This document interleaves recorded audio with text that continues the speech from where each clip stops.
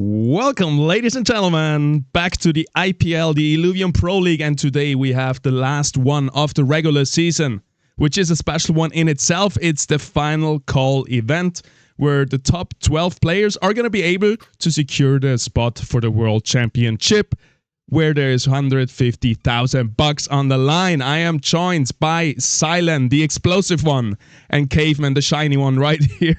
Sorry, I'm just making up nicknames. How is it going, guys? It's going extremely well. This is a very, very exciting weekend. I mean, every weekend here with the Illuvium Pro League has been an absolute blast so far. But now, again, like you said, this is the last chance. Everybody is putting everything they have into this tournament. Brand new, fresh patch that we'll talk about as well later. Everything's on the table. I can't wait to get into it. I'm super bittersweet right now, I'll be honest. I wanted to be in this tournament, and my family surprised me here in the UK. They flew from the US here. Dang it, family. I was like, oh, I can't just spend like Wednesday through Friday grinding Illuvium. I got to spend some time with them. So I just gave up on the idea, and I just fully embraced being here, getting to watch them dive in and get their chance at $150,000. So super excited to see who's going to make it through today. Yes, sir. Well, some people would say get good. But get good. Hey, I played 2 games on Tuesday, right when the patch came out, and I won one of them, and the other one I did all right. And I'm like, oh yeah, we got this in the bag. It'll be easy. But no, it didn't happen. Didn't happen. Just watch from the sidelines. Sad. Sweet. So yeah, we don't have too many things to go over. We're just waiting on the players to get into it. But real quick, I don't have a spreadsheet for this because it's very simple.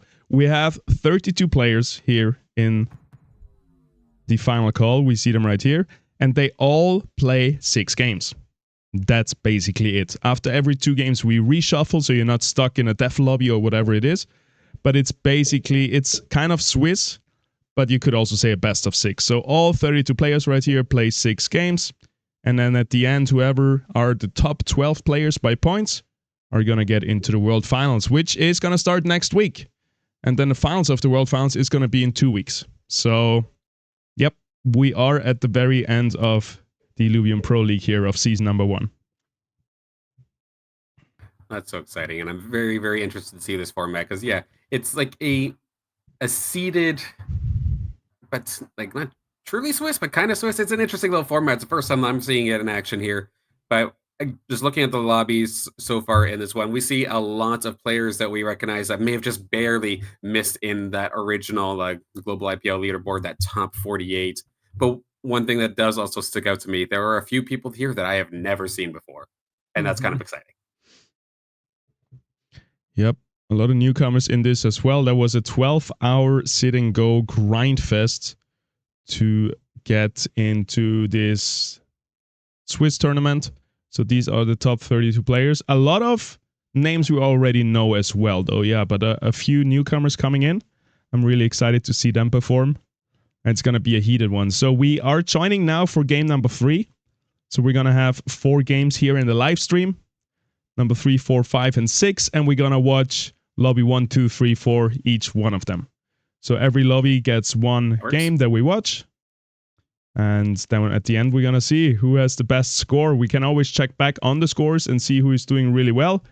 For example, right now, who is here in green? Dark green is a good thing. We see Gigi Mendonça. Then we also have Aki here, I think first in the sit-and-go qualifier with a perfect score. 8 out of 8 games first. And then also Jim Red right here with good scores so far.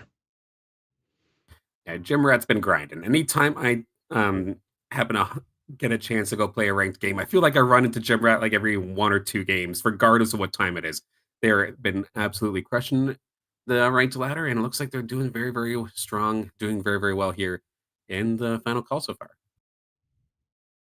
Yeah, and I see a lot of names of people who I remember them first getting into this game, and they weren't great, right? Like it was a journey, and it looks like they are now at the precipice of making it in here. And I want to see one of them that I've literally trained with since the beginning, over a year or two now, and just seeing their progression. And now they're actually good at this game. They never played TFT, so like this was their first thing they were going to. It'd be awesome to hear one of these like 0 to hero stories come to life. So yeah, it'd be pretty cool. A lot of names in here I don't know though. I'll be honest. Like, who are some of these people? Will we have some wild names pop in here and take the victories? Oh, we'll see. We will see. Yeah, I'm really curious to see them perform live. I hope in the Worlds event we're gonna have time for more interviews than just at the finals final, and we have maybe some, if some favorites are knocked out in quarterfinals, we can interview them and stuff like this. I hope we have time for that. We'll see about it. So hopefully we can invite some of those. I want to bring on some of the veterans of Illuvium, but also, like you said, those newcomers, those 0 to hero stories. Maybe someone that just squeezed in here with the last event with the final call and then makes it all the way up to grand finals and World Championship. I think there's a lot of good stories that we'll be able to witness here next week and the week after. Yeah, well, if we're going to be doing those interviews, we might have to be hiring someone who could speak Portuguese, because the Brazilian community has been up in here. Or just some of these Brazilian players are just so good at the game. We've had a lot of them, being able to participate, making the top 3 over the last few tournaments. So definitely would be good if I need to brush up on my own Portuguese. Duolingo, anyone? I need to get into it. Huh? Yeah, seriously.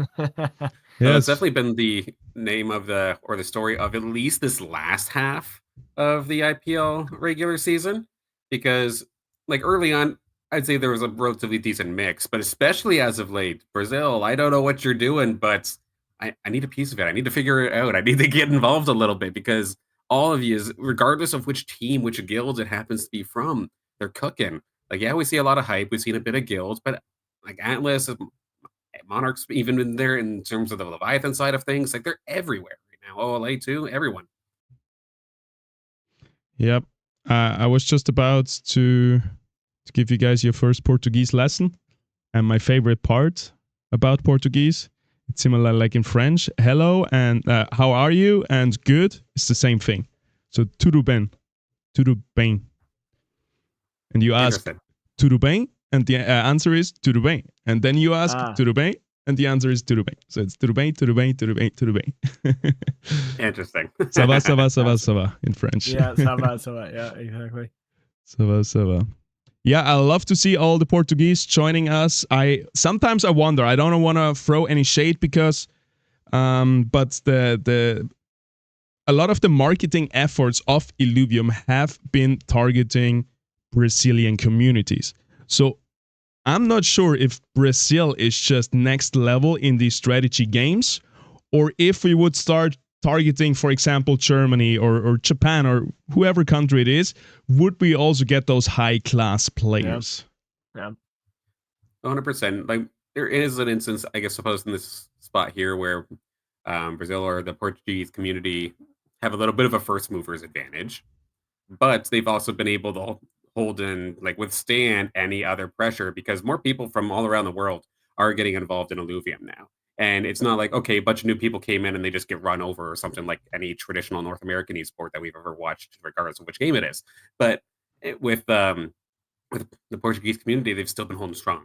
And I don't see that changing for a long while. But I mean, we did just get the patch recently, or the one that we're talking about, it did just add a bunch of more localization options and more languages into the game, opening the door up for more and more people to learn it at least a little bit easier.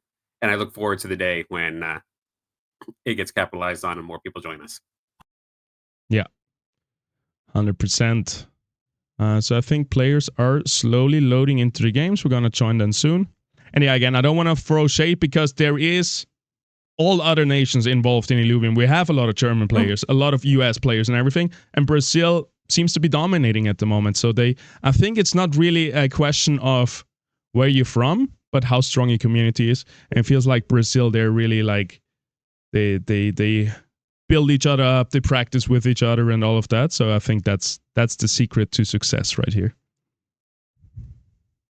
100%. It's not shade, it's credit where credit's due, and they're doing a fantastic job so far in the early stages here of Illuvium Esports here in the IPL. So it's definitely well warranted. But like you said, though, even though it's like a couple of different teams or a couple different guilds, they're all still working together anyway. So they're just all getting each other that much stronger. And it's very, very tough to deal with now from the outside looking in, but it's not like you're excluded from it. I know even myself, if I wanted to, I can go knock on the door of Hype or knock on the door of OLA or another team, and they would absolutely like let me join. So it's not like there's any sort of exclusion there, which is nice to see. Yeah, that is great. Somebody in chat is asking when will we have the next Arena Rank tournament? So I'm going to update you a little bit. We are in the Illuvium Pro League, and we are at the very end of it. We have had, I think, 15 tournaments over the last 4 months. Every single weekend we had a competitive tournament with an open qualifier. Right now we're looking at the final call event, the last event in November, which is the last chance to get into the World Finals, which is going to start next weekend. And then the World Finals, so there is no open qualifiers anymore. This here is the last chance. And then the next 2 weekends we have the World Finals for $150,000, at which point we're going to probably go into winter break. And then early next year we're going to hopefully return with IPL Season 2. This also depends on how the players, the viewers, Illuvium, and everybody likes it and receive this. And we're going to take in all the feedback. So don't be shy to jump into the Discord and let us know how you like the IPL, if you want us to return, and all other kinds of feedback, please. All right, sir. We thought we lost you there for a second there. Sorry if we talked over you. All good. But, was I gone? Yeah, we got locked up, but all...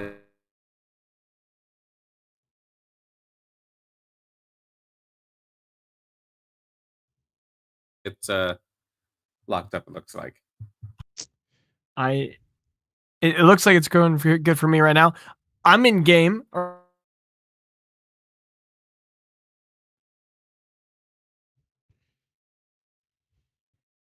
Are you guys in game? I loaded the 4C lobby. Lobby 1? Yes, sir. Okay. Yeah, I'm going to join you in a second.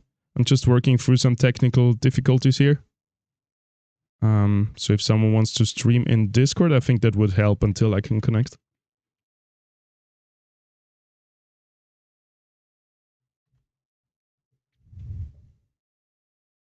Situated.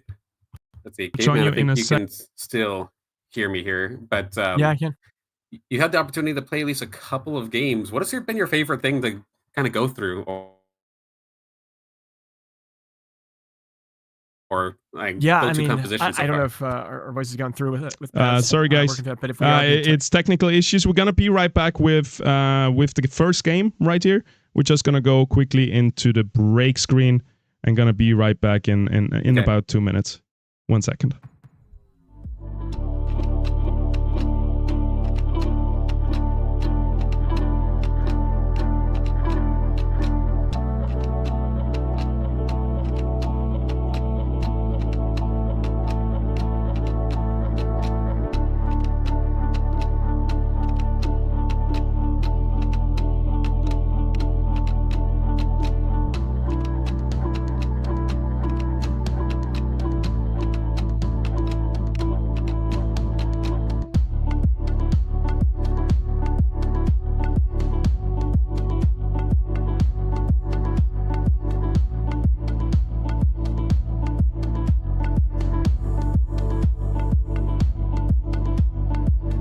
And also, it's just playing. We are back. Sorry, guys. Everything should be good now. We're loading into the game, and we're ready to go. Let's get it. Awesome. But as we're loading on in here, I'll throw that question back at you here, Caveman. So, what new patch, of course, much faster tempo, a couple of alluvial changes, a couple weapon changes. What has been your favorite go-to in terms of team comp? Yeah, so I only got to play 2 games on Tuesday, and then as mentioned earlier, family came. But I played rogues, and rogues were feeling pretty decent, still pretty pretty competitive. What I was hoping to do is see a lot more tier 5 stage 3s because everything's a little bit cheaper. You can do that, but and that's something I'm going to be monitoring closely. Does that mean that people are just going to be buying their tier 4 stage 3s faster, like earlier, or are we going to see level 9s where people roll down? I don't know. Like that's the stuff I'm really curious to see how it plays out today. It's definitely super, super surprising with the pace difference, because if you're looking for more tier 5 fully evolved stage 3s, you're absolutely going to get it. The only team I feel like that has a bit of a hard time actually getting to that point now is maybe Scions, because everybody's getting their early game pressure so much quicker. Scions don't get to those late game carries, at least very, very healthily on most instances. But in terms of seeing the big guns, we're going to 100% see it. Phosphorus, I see pretty much every game now. Titanor, maybe every other game. Adorius, if the team comp is proper for it, then it's absolutely showing up. And our first game is just about to get underway here with our first lobby, and it's a Halcyon C game. The pace was already amplified big time because of the patch, and now even our win streaks are just going to be that much more stronger, getting double. Yeah, be an interesting one for sure. I'm looking weapons that are visible. I don't know if we want to go through those real quick and see.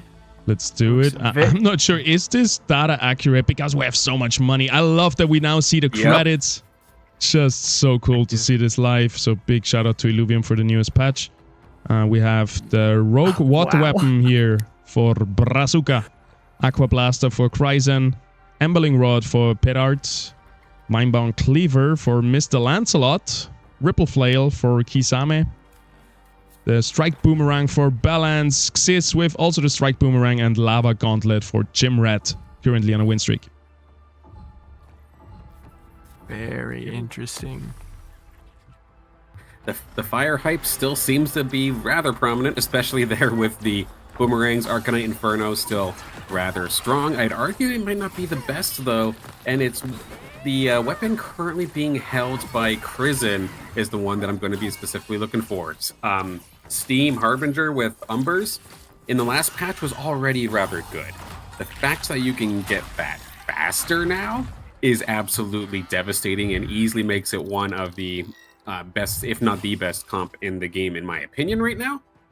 But at least in this instance here, Kryzen has all the time in the world to get there, because the other water players are playing either like Mud Rogue or a Toxic Aegis setup, it looks like. Yeah, I mean, I'm looking at Kisame, already down 32 mastery points now after that PvE round, or during this PvE round, but that is so much lower than everyone else, and I'm wondering if that heavy roll down is going to pay off, since their economy's really hurting. They already have 2 Krunks. They're 2 Archies away from Archelion. What's that worth? I'm really, really curious. Only 2 Riptors, because that is such a heavy impact, and they're sitting in 3rd place, not even on a win streak. Or no, they are on a win streak, never mind. But yeah, we'll see how that plays out for sure. Who else is interesting? The things that I've had to learn the hard way in this patch so far. Like, the first time I tried it, I got absolutely destroyed, because yes, you get more credits every single round. So if you do play those high risk rolling compositions, going for something really, really early, you do catch up in credits quite quickly. However, everybody else is already sitting on essentially max interest while you're doing that at this point here. So it's not that you can't catch back up, but they're pulling so far ahead that it's not even funny. Like we're seeing with some of these players already into the 80s, into the 90s, and they can afford to make some rolls now. Yeah, 100%. Yeah, I'm looking at LMBR at the bottom there, getting a whole bunch of stage 3 units online. Three Except of the one them. we want, though. Where's Monk here? Yeah. Got an Axodon by Petart. That's going to be crazy to see. Kryzen's already got a Rake online. Steam is activated. Yeah, what I wanted to say about your favorite composition here with the Umber Steam, it's going to be so much easier to also get the Dual F and activate 3 Steams. Mm-hmm. So that's really nice to see. But yeah, we're watching Brazuca here versus Peta, both at the bottom and both looking to stabilize very soon, because you don't want to dip much lower than 40 HP here, in my opinion. But yeah, we see Brazuca holding on to 40 gold here, thinking they can take Petard down, and it's looking not too bad. There is still an Axodon, which is looking very scary, plus the C4 is casting, and it might be enough. Petard here taking the best of Brazuca, I believe, with the C4s being hyperactive, Invoker stacking up Omega power, and Brazuca going down to 30 HP. Just the amount of health you lose too nowadays, it just seems like it goes by so quickly. Because Pedart, for example, they had to put in the roll now here around 14. In the past patch, we'd probably be sitting at what, like 60, 70 HP right now, but already down to 50, and you're just finally getting C4s. Now you have to hard level if you want to try and get those invokers. Brazuca's having a bit of a hard time too, looking for those mud units, just 2 away from finding the Monkier and completing the 4 mud. Yes, please press tab and just look at the money disappear. You would see everyone just... It was like everyone was just dumping money on that. Round 13 was a major dump. As it usually is. Sometimes it paid off, sometimes it does not. In this fight here for Brazuca, they granted at least still do have the 3 mud, so going to be able to sap away a lot of the stats here from these Alluvials here on the other side from Ixis, and that is a rather convincing win here. Good timing here for Brazuca. They might be low on cash, but at least thankfully they can hold their own up against some of these teams. Yep. You really needed that win, because with 2 gold and still 2 monkeys to go, it's looking really bad for you. Well, in Exis, or however we're pronouncing that one, their comp is very interesting. They already have 7 fighter. They have 3 fighter chips. And they decided not to roll down. They're sitting at 37 MP. I'm wondering if they're just kind of chilling. They're just like, okay, I got all these fighter chips. Maybe I just try to get a Furiox, get a fighter chip on that, and then we're coasting. I don't think he's competing for the Furiox with anyone else. Even the other Boomerang users not going for right now. We'll see. Be very interesting to see how that ends up turning up. This time, though, we got Brazuca still 31 HP, but up against Balance, trying to hold the line here in this instance. But the mud units actually got shredded rather quickly. The Apon will end up falling, so does the Exalted Monkey, or the Exalted Gorilla. The only thing left is going to be that Ranger. That is a big hit. Brazuca, one more loss like that, and that could be an early exit out in this game. So rough for him right here. Without 4 mud, I don't think there is any answer to this loss streak. And you gotta get really lucky right here. You have a few more rolls. There is a PvE round coming up, so a little bit of an injection after this PvE round here. No, maybe. Yeah, and Yeah. I'm just looking at Krizen looking healthy, 64 MP, 43 health, middle of the pack there. Already has the Rake online, has almost a Seer, got 2 Singes. What is she? Oh, she's rolling. Here we go. Going down. She's got another dash. Another... Oh, I see an Exalted Monkey here by LMBR, by the way. There we go. Good for them. Yeah, that might be just what they needed. Found the Monkey here. Has the 4 mud now. And you will see a huge power spike here happening. And yeah, definitely a big win here for LMBR, I think, versus Chimrat. There comes a ramp fight, Omega, that does a lot of damage, though, and never mind. I jinxed him while doing it, and 4 HP left. Ramp fight seals the deal here for this match for Chimrat. That's got to be one of the most heartbreaking feelings you can have in Illuvium, when you find your big power spike, but then something just ever so slightly positionally still ends up causing you to lose that one. That is very, very tough here for Brazuca, but at least they have the pieces they need. Now it's just a matter of getting them where they want to get the best possible value on each fight. Yes, sir. PvE round now coming up. Our players are looking. Pet art here. Got the Invokers. Got all his stage 3 units ready. So some compositions they're trying to completed. level now, but still they're broke. Yep. Same with Brazuca here, stuck at level 6 kind of. maybe can push for level 7 with the PvE round gold. Yep. And, you know, we were talking, or I was mentioning Kasame early on, who dumped way earlier than everyone else. Guess what? Look at how much MP that person has now, sitting at 62. Oh, doing a huge roll down, by the way. Trying to finish off some stage 3s. Going from 69 all the way down to 47 to stopping, maybe? I see a Blazonite by Exis. That's going to be a crazy pick. An Octius by Jimrat. Still Blazonite there for Exis is a huge pickup, 100%. But even the Forest here for Kasame is going to be deadly. Normally, you'd have that Toxic Aegis style with your Riptorus until the late game, because you normally don't find Forest very, very early, and you're kind of just stuck using the Riptorus. Well, in this instance, in this new patch, we're not even at round 20 yet. That's a Forest there, and that's a Blotto 2, 3 Aegis. Oh, he got it. All right, last chance here. Still is here with Brazuka. Let's see, once again, Twine.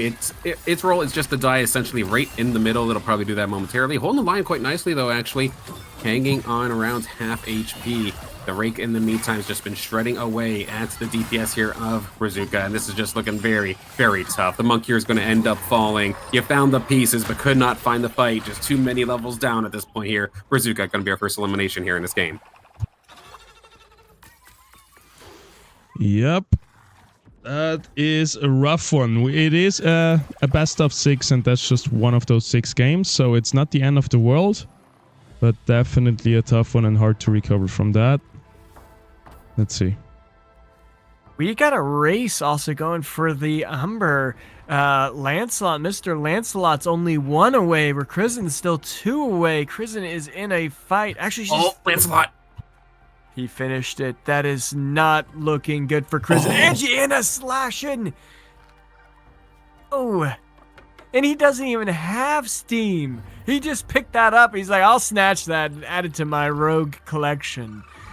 Oh. Who are we watching right now? Mr. Lancelot, yeah. Let's watch this dog eat.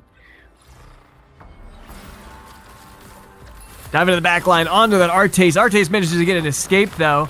Rylu holding the line. Here comes the cast. 2 units gone. The Spherox is angry. This Blaze Knight's angry. Will they be able to stop the dog? Ooh. And he's down. Umber does not matter. Down to 11 HP. Yeah, we don't see Slashin and Umber often in one team. Maybe that's the reason. Maybe they just don't synergize. Slashin needs Vanguard and Umber kind of needs Steam, so you cannot get both in most cases. But yeah, I thought this was a huge power spike for Mr. Lancelot and unlosable, but now we see it. Kryzen here versus Mr. Lancelot. The dog lovers. Let's see. Kryzen would love to take down Lancelot here and then be able to roll for the Umber herself. I mean, if I were her, what do you do? Do you dump everything right here just to beat him? Like, you have to beat him here. If you don't, it's GG, because he will then most likely survive. I don't know. What do you... Or is that a bad idea to roll down, too? I think that's just the last chance Kryzen has here. If she doesn't kick out Mr. Lancelot, it's going to be too late for her to get the Umber herself. Is it going to be enough, though? This team is looking pretty good so far. The Sinaf Laser doing so much damage. Ramfi is not going to kill anything over here, but the green team is dominating here. All eyes on the Umber. Last carry standing really as the Ranger goes down for the green team. And the Sinaf Laser could be deadly. Rake versus Umber here. And it is enough. Oh my god. Stage it's so 2. good she didn't roll. She made the right move not rolling, because now she could scoop those up and hopefully finish off the dog. Is it PvE round 2? No, it's not. See it. That was such a scary spot to be in, because yes, you want to dump everything you can to roll or level up in that instance to beat that player, but you've essentially screwed yourself for the late game if you don't end up, or if you do end up winning. In this instance, though, was able to play it perfectly. She was able to save it credits, still win the fight, kill their direct competitor, and steal the Umber. Beautifully done. Can Krizen hang on for one more fight here? It's still a tough squad to beat. Oh, it's going to be easy. We got the two Harbingers being able to hold the front line. Dog is taking aggro, but then dissipating. He's taken away. Oh, is it easy? I don't know. Maybe I spoke too soon, but I think we're fine. The steams are ramping up.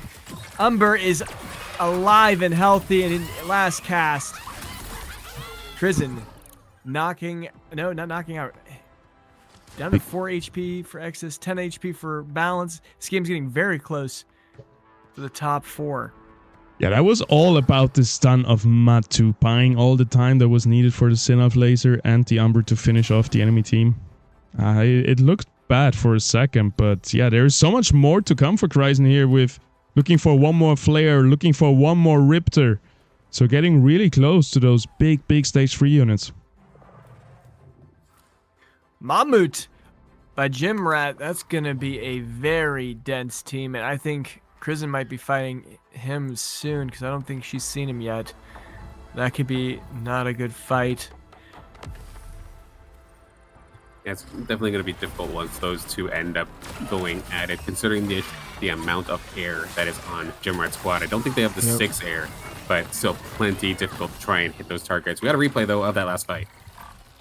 Yeah, it's a bit late maybe, so we might not have enough time, but let's take another look at that beautiful Holo Umber in the Casio Watch board, battle board. Yep, it's Kryzen versus Jimrat. Yeah, let's go back to life. Oh, it is Kryzen and Jimrat. Ouch. And she's upgraded to the Mamu. I don't know if that was... I would have probably just sold those units potentially and gone for the Seer because Seer's online. There you go. Yep, she sold it. She's would also sell the Alfie because you're so close to stage 3. Doesn't do it. Feels confident in her ability here to beat Jimrat. Let's see. That's going to be the case. There's a little Kara Blue sitting in the front line versus a huge Mammoth. That is an unfair fight. Ramp fight slashes its way into the backline. That's going to do a lot of damage very soon. Umber here in the backline is focused, is taking a lot of damage, but is able to drop the aggro again and again. Can it do it one more time? Yes, sir, it can. And now it needs one more cast to seal the deal, but it's not going to get that. And that's going to be Kryzen out with too many units sitting on the board. Not enough rerolls coming out. Yeah, that's painful to see all of that money on her bench that she just didn't spend. The Kara Blue also just not great. What other water units could she throw in? An Ebb? An Ebb probably would have been a good find too. She probably picked up a couple of those. Yeah, the Kara Blue did give in this round too. It did give 5 bulwark though, so I guess it was a good choice. Maybe just not, a bit too spontaneous. Could have maybe saved a Karadulu from the early stages and then also have Toxic. But hindsight is 2025. We are in a game Xyz versus Balance here, and everybody looks to be eliminated except Jimrat here on 70 health.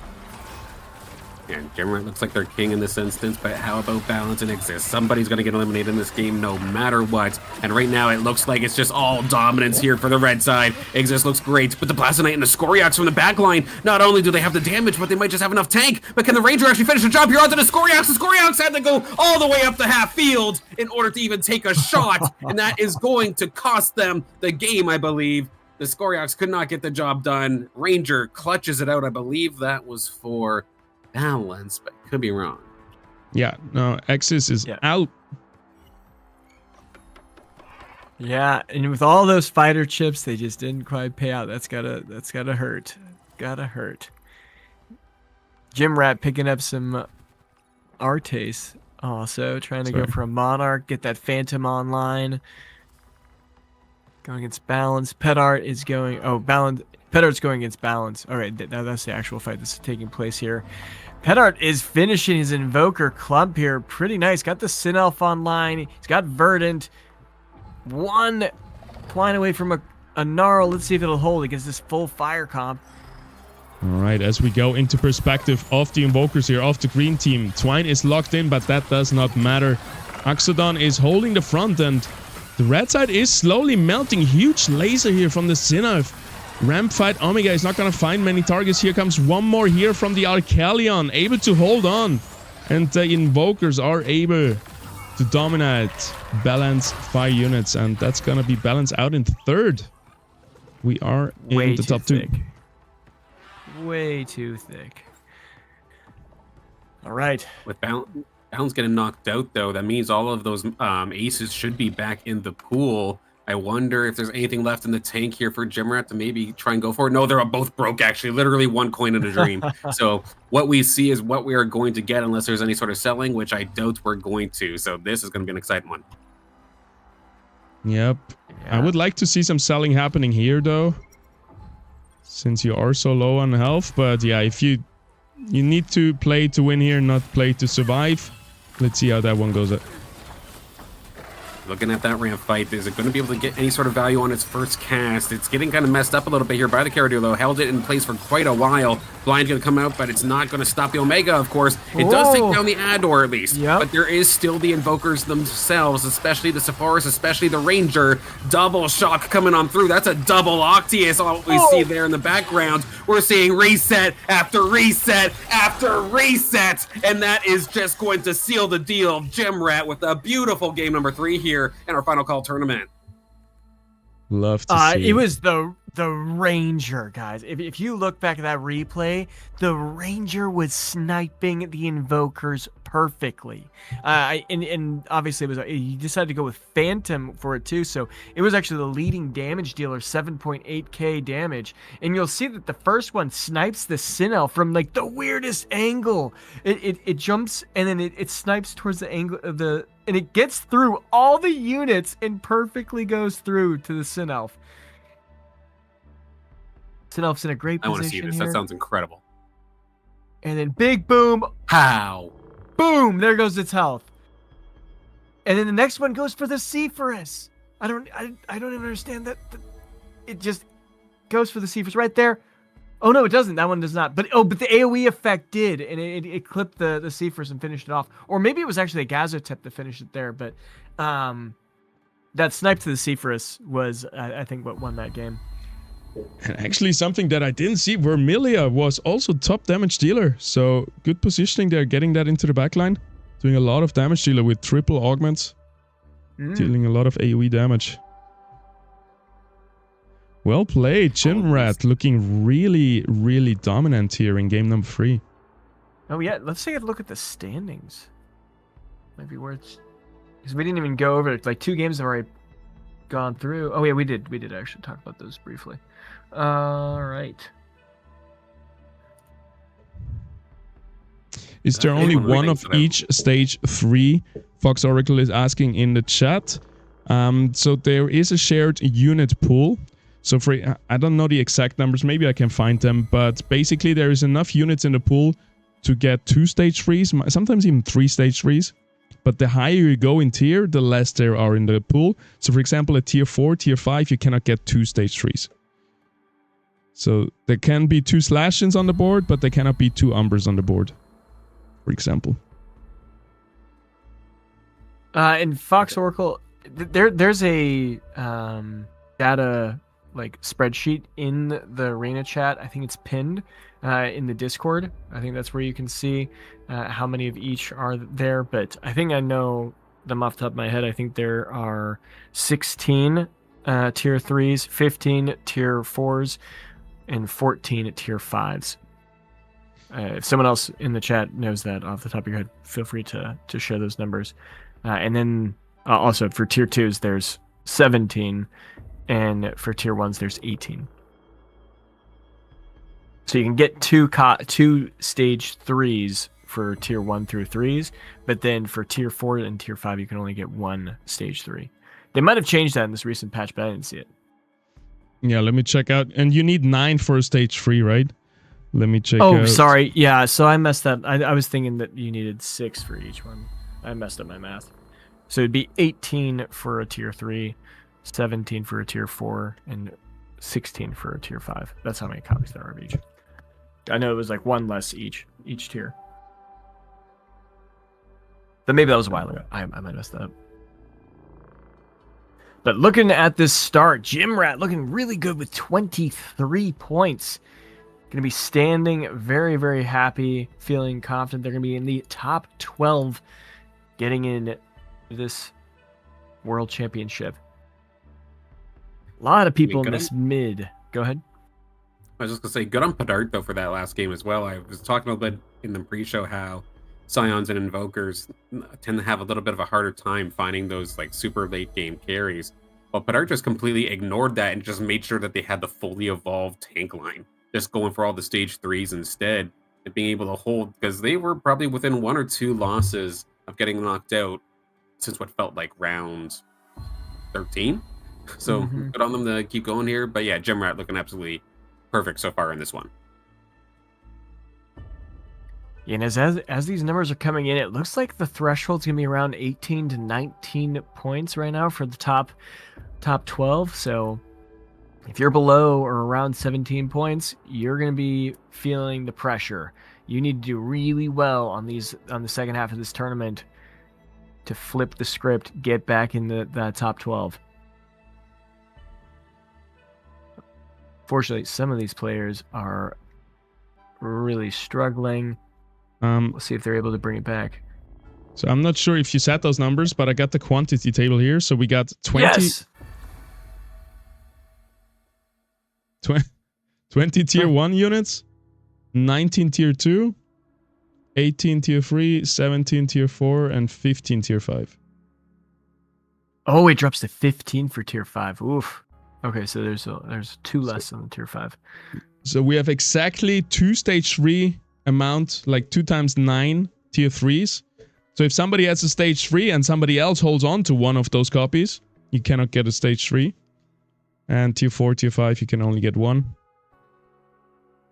And you can never get 3, even of the tier 1. There is not enough in the pool. Makes sense then why stealing the later tier units from your opponent so late into the game is actually so impactful. That definitely makes sense now. Yes, sir. Should we look at the who is in the top 48 in the IPL? Can absolutely do that. I know the players knew it already, but I just wanted to highlight top 48 here are already, those are the other players in the World Finals. So those have already qualified. That's why they're not here today. Everyone else gets a chance to also qualify. We got Furies, I'm a Fishy, Foxberry, Web3 Gaming, Slooper, Sota, Narcash, Slicks, Not Complain, Nareba, Maru, Lynx, Hollow, Detective Align, Seco Perico, Gusera, Moo, Jonakinyo, Orc1, Wolverine, Cooligas, Selfless, Luix, Fancy Pants, Lemko, Hasu, Kara, Basov, Alnerd, iNostalgie, Frodo, Nefer, Decline, Hoshi, Steigen, Thanatos, Carl, Siren, Axel, Drodo, Lukeets, Sieb Rocheson, Patch Tourist, Anubis, Unhappy, AI Blaze, Bad Borgas, The Show, Squawk, and Balance. In, well, not Balance. Squawk is the last one. Balance. So, sorry, Balance. But that's why Balance is right here. He's trying to get his redemption. He was on the bubble, didn't get in. Yeah. I'm glad to see them doing well so far in this one because, yeah, if you're literally a single point away from making it through the leaderboard, that hurts, but glad they didn't give up. Yep. But is Balance doing well in the tournament right now? Let's see. Still in contention. They're 12. Yep. So they're going to need a little bit of a better game moving in these next 3. Yeah, the first one, they had an 8th place. That's super, super unfortunate. Love to see Balance be able to turn this around. Been a big supporter of the community for a long time, a mod.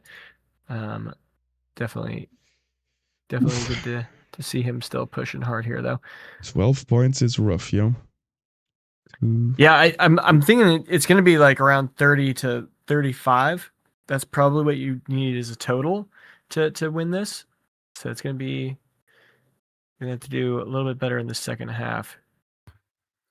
One thing I'll give the mod squad here, the tournament organizers here for today, one thing I like that they're doing, basically anybody you still see in white is, I believe, still completely in contention, but those, I believe, highlighted there in the red are the ones that are, like, for sure out. So it makes it a little bit easier for us, I think, to follow, if I'm reading the chart correctly. But yeah, this still means like, yeah, a lot of people are having a little bit of a rough time so far here in this one, but they can absolutely turn it around. Still in contention. Things can still happen. A few things have to, of course, go into their favor, but not done just yet.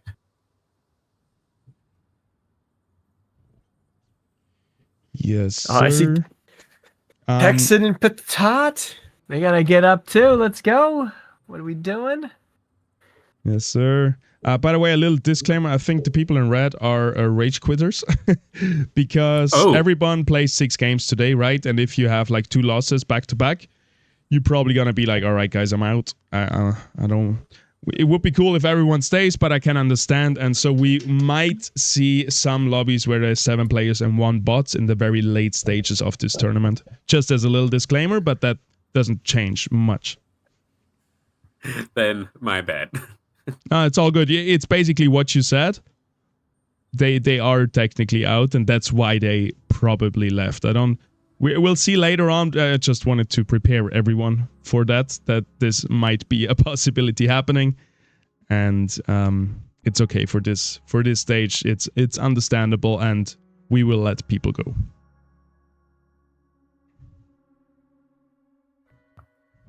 Another player I'm going to be keeping my eye on after having a rather strong run in the Leviathan series is going to be Dr. Spoon. In the actual final itself, I think they're maybe around like 6th or 7th, but we know they have skill. They've been around for quite a while as well, if I do recall correctly. They have a very, very strong team in terms of the Leviathan side of things, and they've gotten close here on the Gauntlet side of things, and I'm going to be curious to see how they're doing it now. I think they have 15 points, so basically, I believe around that middle portion of the standings. Want to see them have a good day here today. Yes, sir.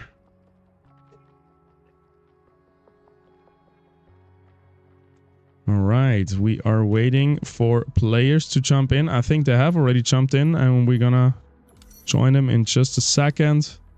They are still getting ready. Some people still on a little break. And we're going in lobby 2, correct? Yeah, lobby 2. Okay. So we have 4 games today on live stream, and we're gonna check out all 4 lobbies. So all of these 32 players at one point are likely gonna be on stream, and we're gonna check out how they're playing. Except there's a reshuffle after this next game, though, right? Yep. Yeah. After next game, there is a reshuffle. You're right. You are totally right.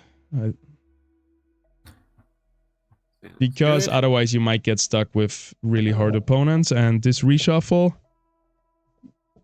it depends how your performance was. So if you are, for example, Gym Rat, top score, you're gonna get easier opponents. So it's a snake draft. Best versus the worst performing players. Usually Swiss is a bit different, where the best play the best, but this would need a bigger sample size. If we do this here, people might be able to sneak into the top by playing in the midfield and then getting an easy matchup and for the final games kind of thing.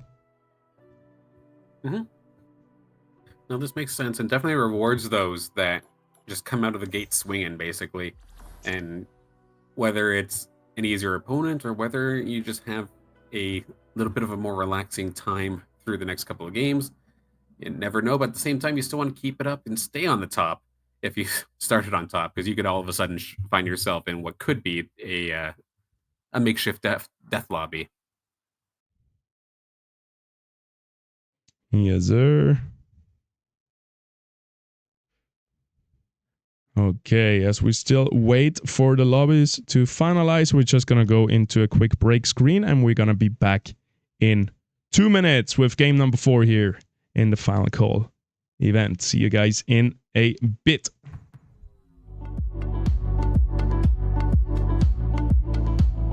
There's only so long. We're out.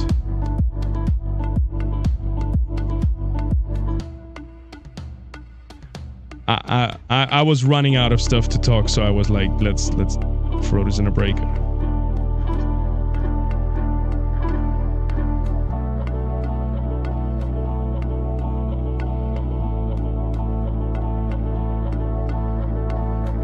Okay, my bad. I thought you guys are also out of ammo.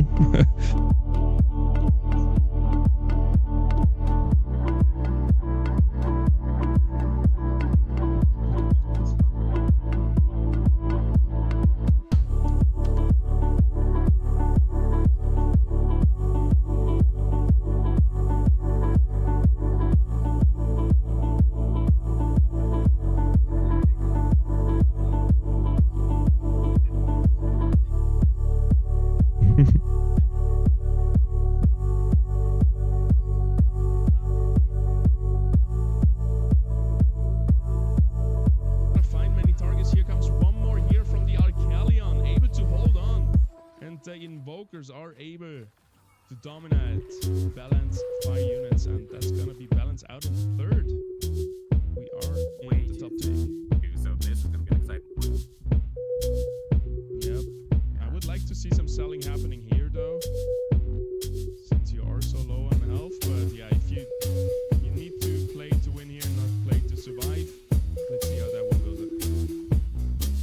Looking at that ramp fight, is it going to be able to get any sort of value on its first cast? It's getting kind of messed up a little bit here by the character, though. Held it in place for quite a while. Blind going to come out, but it's not going to stop Omega, of course. It does take down the Ador at least, but there is still the invokers themselves, especially the Spars, especially the Ranger. Double shots coming on through. That's a double octane. It's all we see there in the background. We're seeing reset after reset after reset, and that is just going to seal the deal. Jim Rat with a beautiful game number 3 here at the Final Tournament. It was the range. If you look back at that replay, the ranger was snapping invokers perfectly. The roll, wow, level 11 that instance to beat that player, but you've essentially screwed yourself Got him. for the game if you don't end up, or if you do end up winning. In this instance, though, was able to play it perfectly. She was able to save it, credits, still win the fight, kill their direct competitor, and steal the Umber. Beautifully done. Crimson hang on for one more fight here. Still a tough squad to beat. Easy. We got the two arbiters being able to hold the front line. Dog is taking aggro, anticipating, getting away. Oh, it isn't easy. I don't know. Maybe I spoke too soon, but I think we're fine. The steams are ramping up. Umber is alive and healthy in his last cast. Tristan,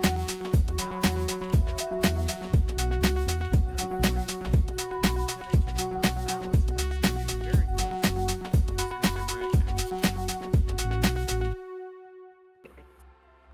she's upgraded. Okay, we are back and we're ready to get in game number 4. In just a Do it. second here, players are loading in. We are in. Let's see what it's all about, and let's see who we're playing with today in this game. We got Patats, D, Formiga, Star Atlas, Hiryoku, Sandy, One Bot, and Tubek. Yeah, and I'm looking at, we got Halcyon C again, but this is the free shop reroll Ooh. one. I always find that one interesting. I love that So one. We'll see some more steady progress of these comps as the game goes on. Yeah, Star Atlas. Lol. Weapons. You want to go over weapons? Let's do it. Can absolutely do so. Let's take a look. Actually, this is normally a pass thing. I'll let you take it.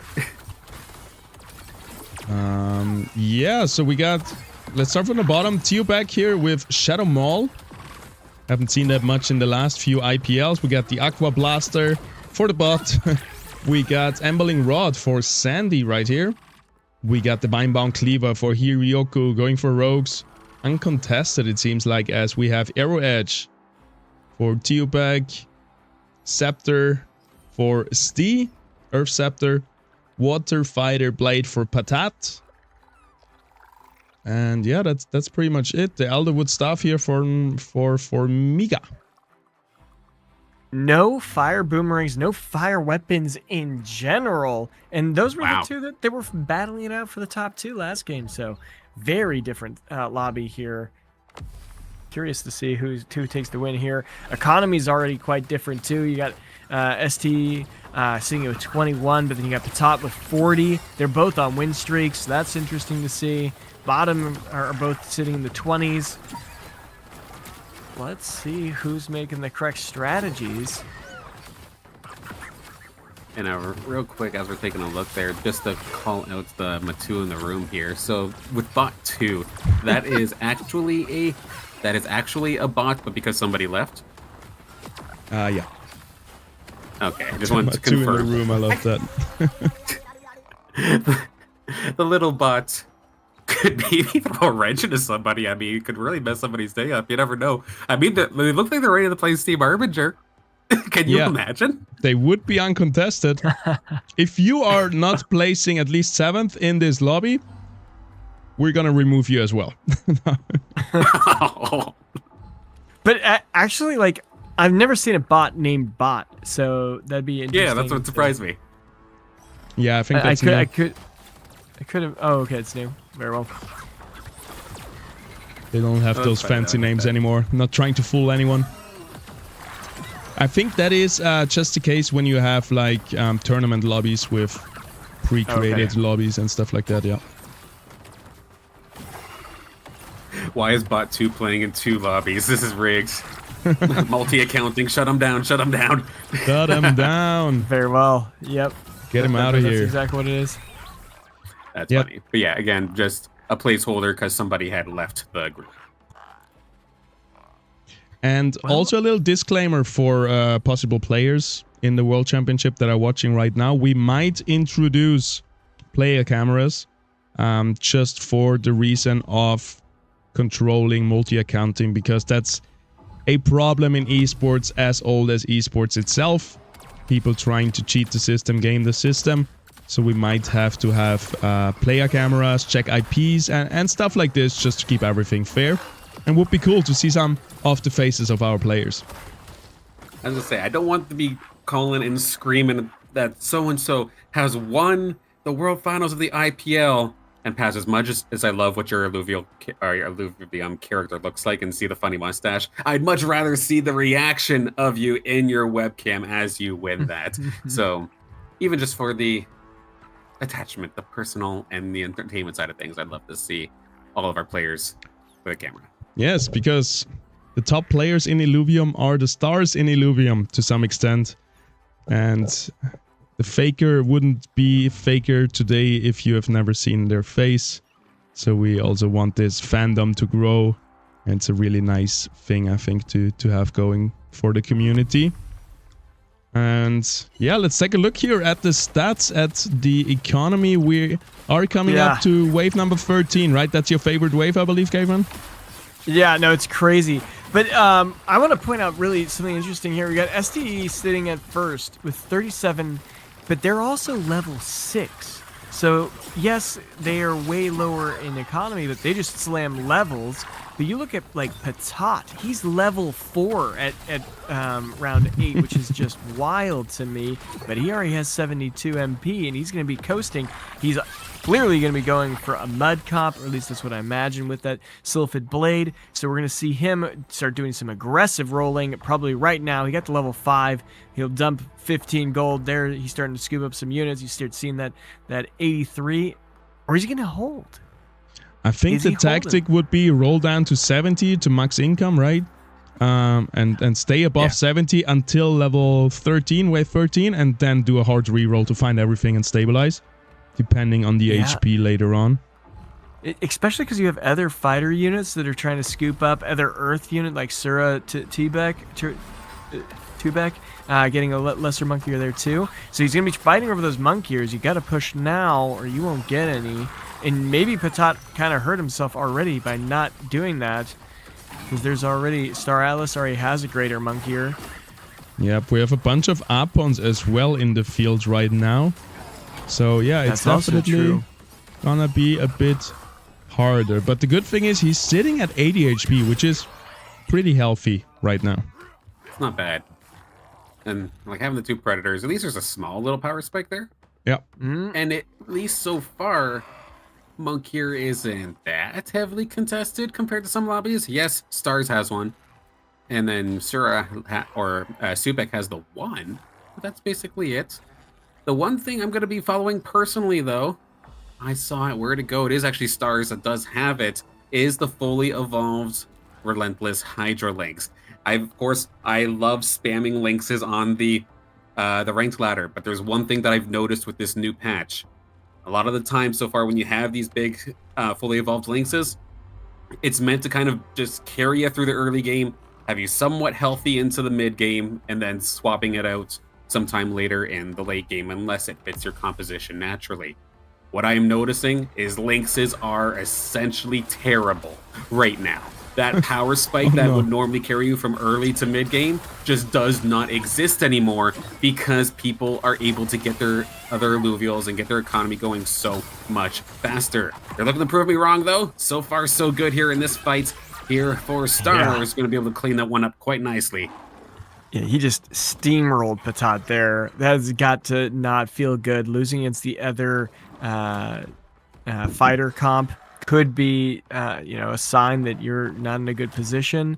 I'm curious if Patat will roll down more, or if he's going to play really, greedy with that 70 MP. I mean, Star's dumped. Star's went all the way down to 30 to win that fight. Obviously, he's on a win streak, so he wants to keep that. He's got the stage 3 links, so that's good. I also want to point out that the STE did lose. He actually lost the last round, and he dumped to push level 7. So he's really cooking here, trying to slam the tempo on levels. I mean, at least they do have a relatively decent front line having the Axon, but everything else is still just a bunch of baby units, basically, all just a bunch of stage 1s. Fighting the Squiz super early is pretty cool as well. But now here for Patats, as we did see, kind of leveling up a couple of their alluvials. I think that was an Exalted Apon that got to join. Chakondi is here as well. Again, just kind of hung up on Gorilla and Monk here, though. Yep. I was just swapping over to Teobek because they play 7 Earth, it seems like. They have 8 gold over max income and still not rolling down, taking away something from Patat, which is very surprising to me. Because they're still looking for some of those units, like the Greater Apon, for example, going up versus T. And like you said, worst case happened to him. He pushed all his money onto the board, trying to keep his win streak going, and it didn't work out. So now you are without a win streak, and you are without money in the bank. So definitely a big hit here for C. He still has a lot of health, though, and that is also a resource. So not everything is lost, but he needs to recuperate now while he takes this victory here, which is going to be important for him. It does look like the rolling is not necessarily going to hurt them as of yet, but going to hopefully find a couple of evolutions for those alluvials sometime in the very near future. But everybody's going to get a nice influx of credits in just a moment's time. Of course, we are right around the corner of the Chaos, Caveman's favorite round, right around the corner. Yeah, I mean, you look at that MP and it is going to fly. Like, all these people are in the 60s and the 70s. They are going to be dumping hard. I'm also just looking at Sandy, who's on a massive win streak right now. What is he building? He's got a Harbinger, and then he's got a lot of Archies. He's got 6 for the Archelion, but it's not quite there yet. What is his end build going to be? Is he going for Invokers, or... Because I don't see where his end comp is. He's got a nice foundation, but he's competing against some other, like, STE Stu is already ahead on levels. So yeah, let's see how this plays out. Level 13. Let's see all this money disappear. We got a level up here from Star Atlas. Riley, what? I don't think I've seen a Riley in a long time. Is he going to go Shock? He could do Shock. He can already line Shock up right now. You have my attention. Patat jumping all the way down to 40. Still on only a couple money. He picked up 2 Riptoruses. Stabbing online for... Wasn't that as a heavy roll down as it was in past games? Yeah, I think he's... Big stun. He's quite comfortable at 70 HP, so he doesn't want to remove all his economy from the bank. But as we look at this game right here, as this match goes on, we got Formiga here sitting at 45 health. So we need to stabilize here. But he's up versus Teobek versus 7 Earth. Everybody hyperactive. Everybody looking really good, except that Forest that has a beautiful angle into the backline. And that's going to be another big hit to Formiga. Yeah, Formiga's doing the 8 Nature, 7 Empath. I don't know if we've seen that. 3 Templar. I mean, just look at the synergies. That sounds really good. But into a forest who's just sniping your whole pack, that's gotta hurt. And they have 7 Earth, so they have the full hyper advantage on you. That just made it really tough. Just a really good counter to his comp. Will he be able to start breaking out of 8th place here? He's only sitting at 27 HP. That's got to be feeling pretty bad. It's the bottom 2 battling it out. He's level 8 against Hiruku's level 7 rogue comp. That rogue comp doesn't look super strong either. Yeah. Got the 4, or only 2 Revenant. Doesn't even have. Yeah, we're going to see how this plays out. A lot of baby rogues going to be diving on through to try and get the job done. I think there's just probably too much tank here from this nature squad. They may lack for damage, but at least at the end of the game, there is, of course, that overtime pulse that could very well help you make up for the lack of damage. Look at these shields and look at the heals coming on through here on the green side. But so far, actually, the red squad here up against Formiga is at least tearing through a couple of units at a time. The Apon is down, the Archos is down. One more big shield, and I think the rogues coming out here for the red side should have enough firepower to get through slowly but surely. This is a tank comp meant to wall you off, but the wall is crumbling. Yeah, just not tanky enough, it seems like. I'm not sure what's happening, but is it even 3 bulwarks? Only 2 bulwarks? Like, you need 5, I feel like, for this, or at least 3. It feels a bit off. An interesting different spin on it There. because it's heavier focused on the shields from the empath. And what did we just notice? The Blaze Knight. That's what I think it needed to Ooh. complete the build, because now you're gonna get Wildfire and you have your damage that's gonna come through with that bird, and it's got decent augments on there. The Templar chip is on the force. Oh, they're 1 Rye away. Will they survive this match? They're going against bot 2. You better beat the bot or this is gonna be embarrassing. Yes. Yeah. Here we go. He's definitely feeling it here, the nerves versus bot, but bot has full fire build, so a little bit of a counter. Everybody's hyperactive, a lot of damage coming out from the Scions here, but it looks to be enough. Blaze Knight still untouched, the Forus into the backline, and it's a little saving grace here for Miga, holding on to their tournament life, I would almost say here, versus bot number 2. I mean, I really want them to get this Rye. If they get a Rye, they're going to get 4 Templar online, and then that could be really quite disgusting. They're going against the lobby leader, Star Atlas, on a massive 7 fighter comp. This should be a good direct counter here. Big blind from the Crunk should be great. Needs to hold. They have hyper advantage. This nature comp is going full hyper. I think that he's going to hold this line. He's going to break the win streak of Star Atlas. Here we go. One thing that's going to be rather annoying, though, is that Ranger is also dust. So it's not that these nature units are doing that much attack damage, but I mean, just not being able to hit is still going to be rather annoying. But here comes all the hyper in the world, but I'm looking for the Lynx. Is it going to have enough firepower to get the job done? It's blinded up against a Krunk, so doing a solid job in that regard. But look at these nature units doing exactly what they need to do. Hypered up, shielded up, and they are doing so much damage. Blazonite and Krunk both actually top the charts there with 5,000, 3,000 respectively, and Formiga shall hang on. Yep, little win streak coming out here from Formiga. I also want to see him succeed. Just a crazy build last weekend in the IPL 1000. We actually saw 8 Nature win 1 round. That was on the old patch though. It wasn't with 7 Empath either. So yeah, this looks good. Maybe with a Piloto, we could also have Aegis for the Forest. That could be really good, and then a Phosphorus to seal it off. But looking at the money, it's not looking good for most players here. We have I know. Yeah. Sandy and Star Atlas are the only one looking healthy, and also Stee in the top. Yeah, I'm curious what Star Atlas is holding for. Oh, he's doing a big dump there just to get back. Oh, he just slammed level to level 8.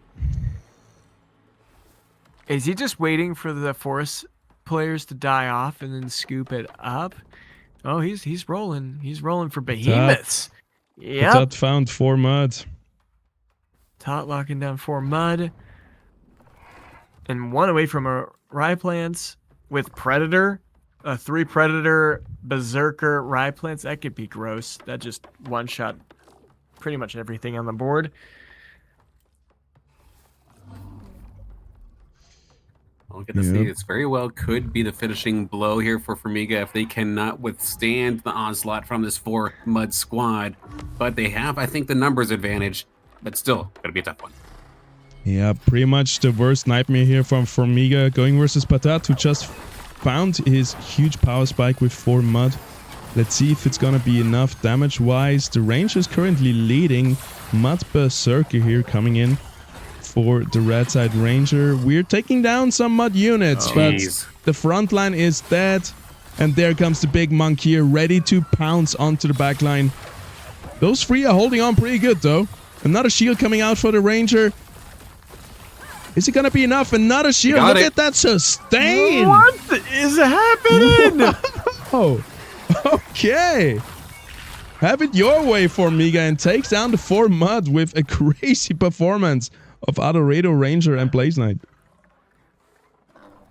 At the end of the day, all the carries were in the back line, and it came in clutch in that instance. I don't know how the back line hung on. I mean, the Ranger just constantly popping shields definitely helped, but it looked like that Mud squad was going to be able to tear on through. They got through the Twine, the Forest, essentially like 3 hits apiece, if that.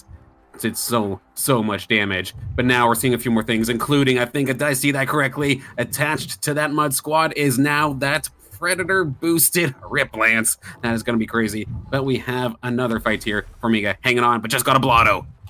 Let's see, Caveman. It's going to be Mystic versus Natures. And it's really going to be coming down to who can scale faster, the Templars or this Mystic being able to hold on. And I think the Templars are going to win this in the long run. Same thing. That's actually what made them win the last game. Is just that Templar was stacking, that the Ranger had so much resistances. And these Mystic players are not killing them now. It's going to only get worse as this battle goes on because they're going to get tankier and they're going to keep healing. I don't think that Twine's going to die here if this Adoredo can get one more cast. Oh, it did go down. All that's left is this Force. This Force is getting chewed apart, but it gets untargetable. Is it going to be enough? They're going to turn right back onto it. Auto attacks. It's down. Oh, and it's over for Tubek. Will he survive this round? I know there's extra damage nowadays. Oh, he's fine with 1 HP. Oh, are we going to keep watching this redemption here? Oh, and the Rylu is online. If he slams level, how much MP does he have? 10. How close is he to level 9? If he gets level 9, that's 4 Templar. And that is going to be incredibly hard to kill. But he's going against the Rogues. This is the comp that can destroy him because they burst him down and kill him before the Templar can go. This is not looking good for Formiga.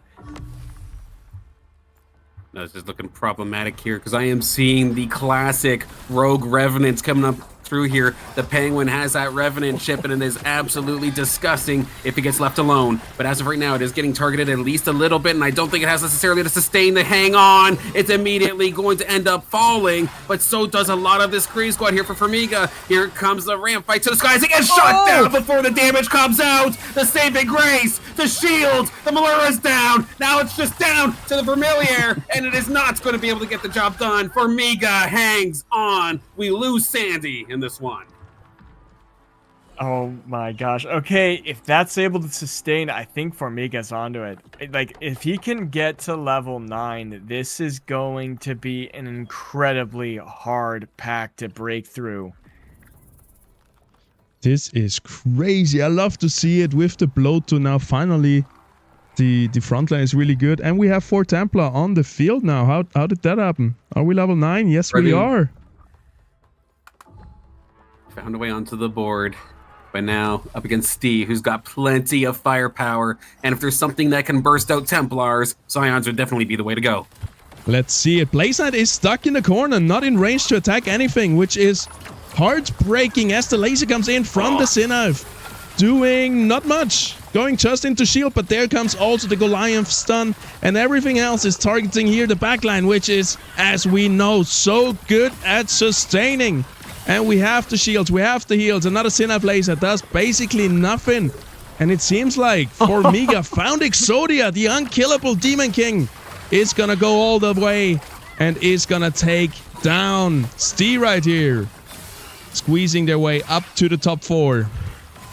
Well played. Blaze Knight was just a tank for lightning. Like the shock, that's all it did. That whole game basically until the very end, and then it did 1 tornado. Wasn't even needed. This team just gets so tanky. What does 4 Templar give you? It shares the stats with both allies whenever it gets... Okay, so then that just makes Templar units just super, super tanky. And a lot of attack damage too. When you get that to a forest, that is disgusting. Yeah, basically every 3 attacks, 6 units are getting attack damage and resistances. So as long as you get like above 20, 30 seconds, you're just stacking up so hard. And you also think 8 units, sorry. And it's not just they're getting stronger, they're stealing it. And I think that's what's really powerful against this mud comp is when you're stealing it, they can't share those stats because their stats are actually diminished. And so that's kind of what's happening here. Yeah. So we're going to see. Here we go. Going against Patat. Can he beat this mud team now that Ryeplants is online, fully ramped up? Patat slamming level 8.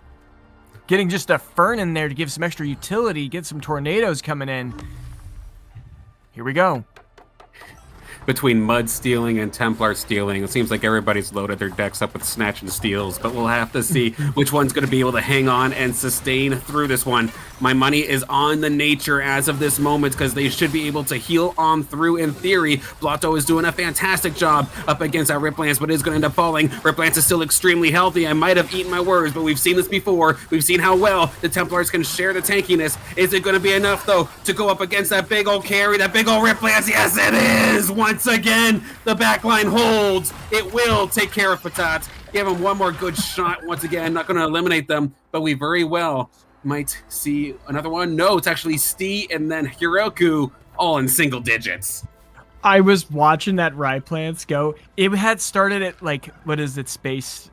It's at 276. Sorry. Oh, okay. It must have got a buff from one of the mud units dying. It was at like 325, and then the Templar started attacking. It went down to like 270. Just absolutely, I mean, still crazy attack damage. It's base attack damage, but 50 attack damage is over 20% there, so that's a pretty big debuff. All right, Patat is going against Star Atlas, the lobby leader with 2 behemoths. This is going to be tough. Yep, I think this is the strongest Illuvial combo in my mind. Jotun plus Seer. So much tankiness, so much CC, so much damage, and Patat's mud units are eating it. One by one they're falling, but you cannot count out the mud units. They're always there for a little clutch moment for a comeback, but it's not gonna happen today, not here. Patat out in 5th. Star Atlas with the behemoths, the 7 fighters, the 6 air, the 4 dust. What a team comp here. Just popping over to Formiga real quick because he was still fighting. Holding the line against the rogue team one more time. And yeah, still alive. Going against another ghost army. And now it's Hiroku versus Star Atlas. Oh, they might both get knocked out by Star Atlas. They're both going against the behemoths here. This is scary. And you were talking about how that stage 3 links might not fit in play. I think it gave him the exact amount that he needed to get these 2 berserkers online. And maybe that is a really, really good play in this game. Oh, just decides to get an Octius right there at the end. Here we go. Definitely a good adjustment. I'm glad and happy to see the links fitting on in just nicely to proc that 7 fighter. But you still have to worry about the Penguin. Has that Revenant Chimp right there. This Riley's going to get immediately popped. Not even close. One taps the Octius. It's going to be a battle between the Behemoths and the Penguin. But the Penguin's gotten focused down by the Ranger of all things, actually. And that absolutely shatters it. Now does Formiga. Do they hang on versus Star Atlas? As of right now, it looks like they are going to be able to hold on, which means we got some heads up Illuvium. 1-on-1 between Star Atlas and Ole's Formiga. Oh my god. Oh, Formiga just got Adorius. Oh my god. It was enough already before the Adorius, but now it's looking dire for Star Atlas. Mystic. And he put the Templar chip on the Adorius. Probably just thought, hey, that unit is getting a lot more auto attacks throughout the game before it dies too quickly. Very interesting play with that chip. Oh, man, this Adorius is going to keep that Blotto alive for a year. Here we go. Yeah, I don't think if it was possible before, it's going to be possible now with the Adorius. One of the highest win rate units in the game. Blotto here in the front line is going to tank nicely. Here comes the heal. Healing Blotto back to full health. On the right side, we see Ray even being able to tank a bunch of units. And nothing is dying. There is shields, there is heals, and on top of that, there is a lot of damage. Adorius right now leading the damage chart, and not a chance for Star Atlas. I think that's gonna be a quick, not a quick, but a clean sweep. A reverse sweep, if you will, for Miga. From 8th position, struggling versus a bot, to the very top, and now undefeatable and unkillable and just looking so dominant. And he just got Gnarl online too. Like, oh yeah, let's just beef up that front line. Make sure it's unkillable. And that just stacks so much better because you got that empath chip on it too. So that shield is just going to be so juicy. That Verdant puddle is going to be just massive. Oh, it's going to be so hard to kill this team. Like, I don't know what you... This might be the best, like, endgame team if you can get it. Yeah. What can burst this down? It's if you can actually get it, because going for this 8 nature build, let's be honest, you get completely bodied the entire game until you somehow make it to the late game. Now you look unkillable, but let's see. And it's only possible with the greater nature of Tipo. That's the only reason he was able to do this. Maybe if you got the virtuous links, it could or a nature work, chip. Maybe a nature chip, yeah, right. But I'm thinking more for like the cost. Like he's sitting at 12 HP. Like he was already pushing the limits of what his economy could get him, and I think that was like this was very, very tough to do. I mean, he's level 9, and he has an Adorius now. Yeah, we'll see if it's able to pull through. Yep. Yeah, one more fight here. It's going to be these fighters up against the absolute brick wall of these nature units. But of course, they're going to be knocking on the door, trying to break on into that back line. But they did not test the doorknob ahead of time because it is on fire. They opened the door, and now all of these alluvials are starting to slowly but surely get torched. Blotto is going to fall, though. Adorius was not able to keep them alive. But the Gnarl is still there from basically a quarter HP to full because you have the backup of that fantastic Adorius. It is hanging on. You've got the shields. Everybody, the gang is all here from the bottom to the top. Ole for Miga wins game number 5, 4. One of those ones. Wow, I love it. There's a clean loss streak into a win streak, bringing it all the way back. Well done. Congrats on that win. That's got to feel good. Nice 4 Templar, Blaze Knight, like Wildfire. Ugh, that is a gross team. Yeah. Also looking at the drone augments, we got Hyper Suppression 3, so nobody was going hyperactive versus them, which helps in the late game, right? That he wants to take these games into. So that's a pretty good pickup as well. We got the Flourishing Barrier, increasing the shield value and increasing the attack speed gained from the Ranger Weapon Shield. We got that Atipo, and yeah, this team was able to go so much, like there was a lot of potential still left in it, because you could get Archelion, with that you get a Verdant, that's a big power spike, you can get a Phosphorus as your late game carry as well. So there's definitely still stuff where, if we look at Star Atlas team, it's pretty much maxed out. I don't see something that really could have made the difference if you leveled it up. Well, and I think what happened is he didn't see the fire boomerangs, and he's like, GG, I don't have to deal with fire at all, even though he got that hyper suppression, which would have saved him at least that initial start. But I think that with no fire unit compositions in this game, that made it very easy for him to take this win all the way home.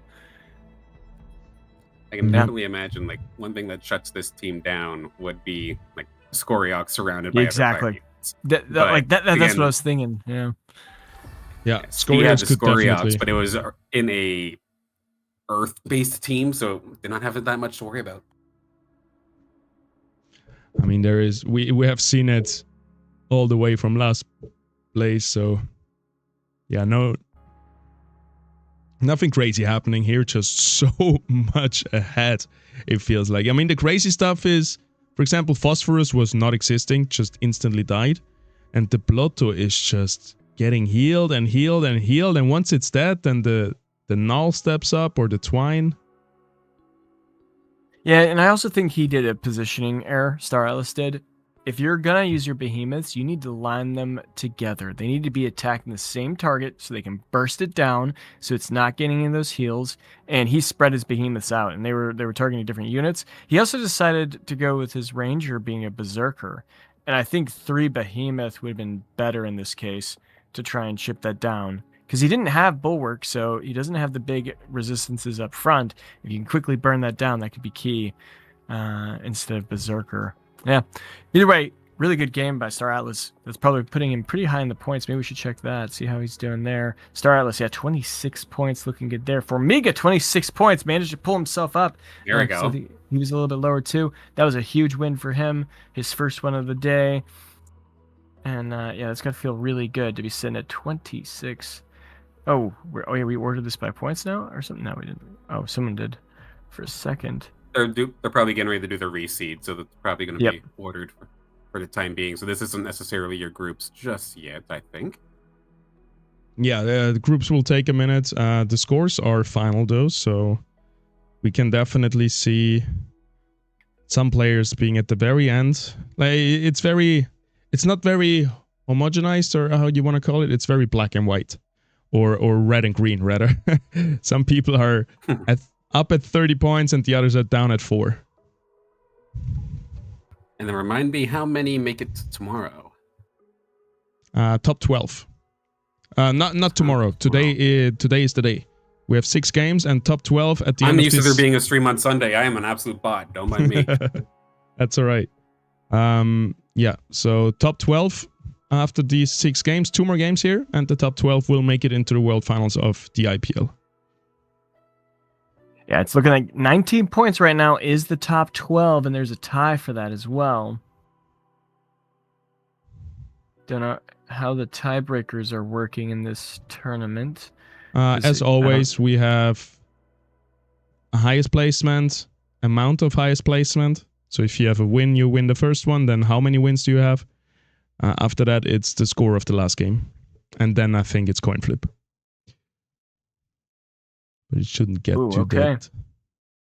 So then Klebson Robson is managing to pull through right now. He's got a win over Alan Carcera. Because that player does have a win too in game 1. Ooh. Okay, then we go to 7s. Oh, and then he's got it. So then Alan Clasera has, oh man, these names. I'm sorry, I'm butchering your guys' names. You're good. But yeah, that's gonna be pulling through. Clemson's going to be one that I'm looking for in particular. They too, I believe, over this last month have been on an absolute tear, just grinding away in terms of ranked games. And even though they're rather new, right there, right in the middle of the field, currently sitting at 19, would love to see them have a fantastic run here and maybe make it in, but they're right on the bubble, so close. Well, Alan is just having the most polarizing experience here. He wins game 1, gets 7th game 2. Then in game 3, he gets 2nd place, but then takes 7th place. He's like, win, lose, win, lose. He must have some comp that is just hit or miss. And if he misses, he just goes bottom. Yeah, I mean, it could pull through. He's right on the bubble, but he's got to get a good win and then maybe not a 7th. Pull in like a 5th place or something to make sure you secure that top 12.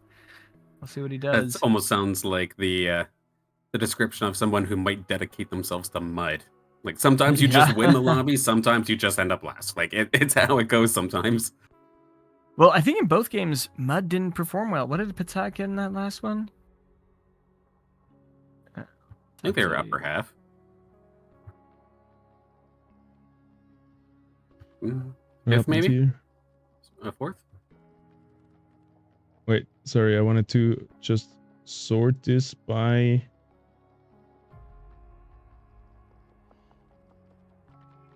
Yeah, you got 5th place on that one. So, Okay, so okay. not quite upper half. So here we can see the top 12 now. There we But go. that's currently at 11th. 20 points. And are you sure you're not messing this up for the back end? Sorry.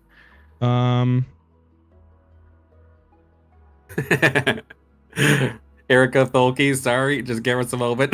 But quickly, let's take a look at it. But I believe basically, oddly enough, the one who's holding the line is Line up there in group number 1, if I do recall correctly. Oh. And again, 19, like you said. Yep. But he doesn't have any wins. That's why Right. Alan, I think, has the tiebreaker right now. All right. Yeah, we still got 2 more games to go of it, though. No more Yeah. reshuffles after this, though. Whatever lobby you have is the one you're going to have to fight through. Yeah. Yes, that is the final Gonna be lobby, and we scary. can see them right here, right? That's the Oh, the yeah, one it's right gonna- here. I think so, yeah, because it is a snake draft, right? So we have the best players with the worst players. So all those 4-pointers, for example, are in not the same lobby, and the 25, 26, they're all there, have their own Mhm. lobby. So if you perform well Yeah. early, you're gonna get rewarded for that. That's perfect. Every lobby is nice and even. At least on paper. Yes, sir. But good for Famiga, though, in that last one there. They need that. Good seeing them up there. Now they're leading that group, which is awesome to see. Lead group 2. And I believe we're going to go check out number 3 this time by. Which we'll yeah. see Stars in theory again. We'll see Patats, Krisen. We'll see once again Stee. We have a couple of new faces in this lobby. Yeah. Well, when I thought about just looking at every lobby one more time, I didn't think about the reshuffle. So if we find a lobby where there's more people that we haven't seen yet, or maybe more fan favorite people, we can also do that. Hey, Chad, if there's anybody you want us to follow, let us know right now while we're still waiting for the lobbies to get loaded up. Yeah, let us know in chat which lobby you want to see. Have somebody who you're rooting for. Love to see it. Love to try and get them some airtime if they've not done so already. Yeah. And Holo here in chat is asking, how is it going to work for Worlds? I don't have a spreadsheet just yet, but it's very simple. First day of Worlds, we have 64 players. Double as now. And those 64 players are going to play 6 games of Swiss. So exactly what we're doing today, just with double the amount of players. After those 6 games, we're going to remove the bottom 24 players, which leaves us with the top 40. And with the top 40, we go into the day number 2. And day number 2, it's again 6 games of Swiss, but this time, after every 2 games, we drop out the bottom 8 players. So it's again this with 40 players, but then after 2 games, we reshuffle and bottom 8, go. So then we go from 40 to 32. 2 games again, drop out the bottom 8. We go to 24. 2 games again, drop out the bottom 8, and we arrive at 16 players. And that brings us to the next weekend, where day number 3 is going to be just 2 games. Well, we're going to have a spreadsheet. It's going to be a little bit complicated. But yeah, the first 2 days of the World Finals is going to be pretty much Swiss like you see it today. That definitely sounds exciting. A lot to follow, so I'll definitely look forward to having a graphic of some sort sometime down the road. But just the slow but steady elimination, slowly chipping away at the list. Yeah, sounds very, very exciting. The idea behind this is not remove anyone before they have played 6 games, which gives us a big sample size, which hopefully gives a lot of skill expression to the players. And we're actually, the whole idea behind is to find the best 8 players for the grand finals, right? And with this system, that is proven to make just that happen. And one more question coming on through: is day 2 a clean slate, or does the games carry over from game 1? The scores carry over, which gives us even a bigger sample size. So at the end of day 2, all the players that remain, the top 16, will have a score of 12 games, which should, in theory, really make sure there is no noobs creeping into the top spots and no pros being knocked out because of bad luck. So you mean some outsiders that might get the wild card and maybe get a lucky win or something here and there, and then have a couple of rough games. We can see them go nice and quickly so our veterans can take hold, right? Yes. Nobody should sneak in with luck, hopefully. I mean, there is always luck involved, right? If you are high rolling every single lobby, it could happen still, which makes 100%. for excitement, but it's, yeah, we have a big sample size.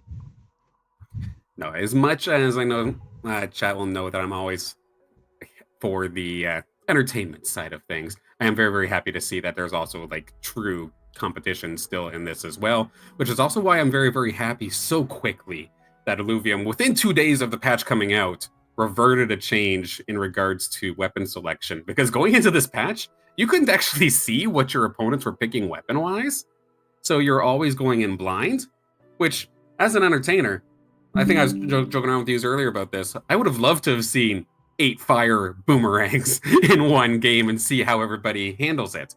But that's obviously taking control away from the player and making them lose some agency. Within 2 days, they reverted that just in time here for this final call. And a nice mixture of entertainment and competition is what we have here, and I love this. Yes, sir. All right. I think players will be getting into games very soon. So I was just analyzing the two lobbies too. I think that definitely we want to do lobby 3 and lobby 4 because they're closer. And lobby 1 and lobby 2, there's large discrepancies in the top 4 and the bottom 4. Whereas like lobby 4, very close. You have 3 people with 18 points. They're all going to be fighting really, really hard to get in that. I think that's going to be the sweatiest lobby. So let's leave that for the finale. And then let's do game 3 here to see that's what I'm thinking of, my point of view. I was going to say the same thing, go for game 3 because there's no bot. Nice. Yeah. Sure. No, that's good. We can. Yeah, I mean, there's new people in each one. So yeah. My only argument was that if right now the sweatiest is 4, we should maybe pick 4, and then next round there's probably a new sweatiest one. I like that. Yeah, let's do that. That works for me. Lovely. Let's do it. We like the sweat here at the IPL. People are giving it their best. And this has been a sweaty tournament so far because the qualifiers was a 12-hour open sit-and-go qualifier, which means some of these players have grinded for 8, 9, 10 hours or whatever it has been to get into the top 32. And now they're playing the tournament. They had maybe a few hours of sleep and right back into it. And that was the whole idea of it. It is supposed to create those underdog stories, and also it's supposed to be hard. Sweaty, grindy. Oh, 100%. It was truly, if you were giving it your 100% for those final call qualifiers, it was an endurance session because, of course, your best 8 games counts, but optimally, you'd have 8 wins through that period, right? And with the patch the way that it is currently, it's a much faster game. You could have been putting like what feels like maybe 20 some odd games in throughout that session, if not more. But of course, that time's come and gone. Anybody who's trying to get into the IPL now based off of rank, that ship has unfortunately sailed here today. We are in our final call. These are our final contenders, of course, to actually make it into the Illuvium Pro League's World Championship, fighting for the top 12. Yes, sir. So yeah, we have 48 players from the IPL leaderboard that have collected points over the tournaments, over the seasons. Then we have 12 players from this one. We wanted to keep it very open for, last people like pros from other games that just want to jump in and compete. That's their chance. And then we have 4 wild cards. I'm really curious to see who is going to be the wild cards. I think we're having Caveman use their wild card right here, right now. Apparently, they were getting involved in Lobby 4 to replace the bot. Yeah, I joined too soon. Sorry, everyone.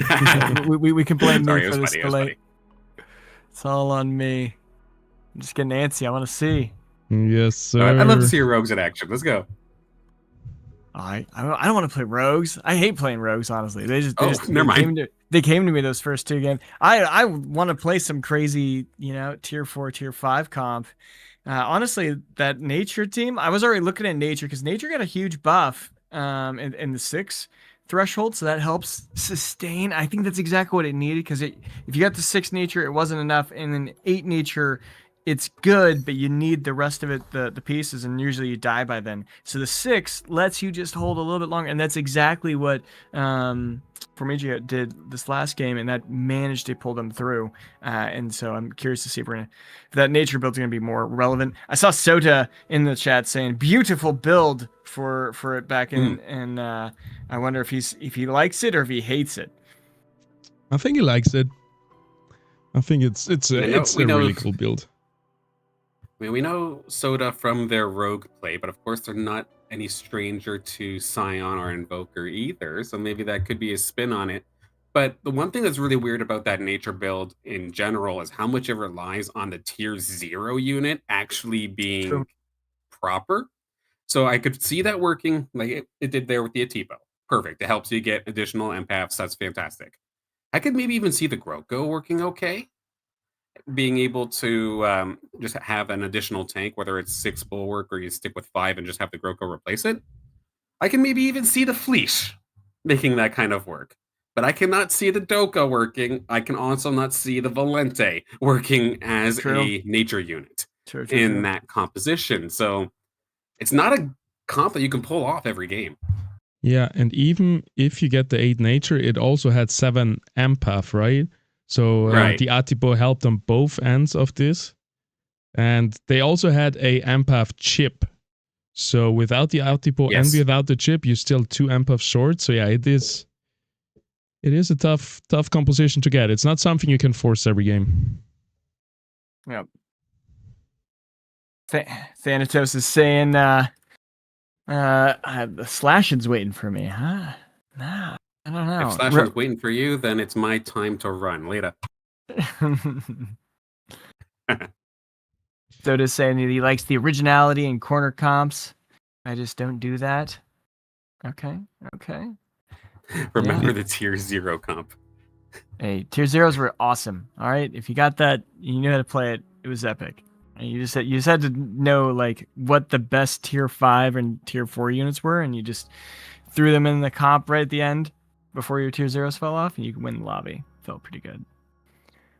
But yeah. If only there was a way you could guarantee a nature emblem, Hollow says. I think this is referring to the recent patch where now you don't remove your units anymore to guarantee. The bench counts. But the bench counts. Pretty easy to still guarantee it, like especially because you're doing a full nature comp. Your bench is going to be full nature too. So yeah, it might even be easier. I think that's a little bit one of of the comps actually works on. Yeah. Satirical comment there by Hollow. He's like, oh yeah, it's really simple. What would you? I call it normal. No, just kidding. What would you put the nature chip on? What's the most optimal unit to put a nature chip on? I mean, based off of the comp that we saw that last time, you'd throw it on Appon. Just let it fit in. It could continue to do its damage amplification. You'd have your empaths still nice and strong. And depending on what kind of Appon you get, it can kind of be a little bit of a pseudo tank in itself. So then you get the 8 nature a little bit earlier, but I'm thinking for the final comp at 9, I'm thinking that you want to put that on a seer. If you can get a seer in there, that would finish ridiculous. That. Because then you get your 3 bulwark, because you only had 2 bulwark at that point. And then nature chip on a seer also just gives him a bunch of healing, and then he's able to sustain. You get that just juicy front line. I don't know. And seer can do a good amount of damage as well. Potential wildfire connection as well, but I mean, I think you're probably bringing Railu with you as well. If you wanted to keep the Templar side. Oh, shoot. There. Yeah, you could put it there too, yeah.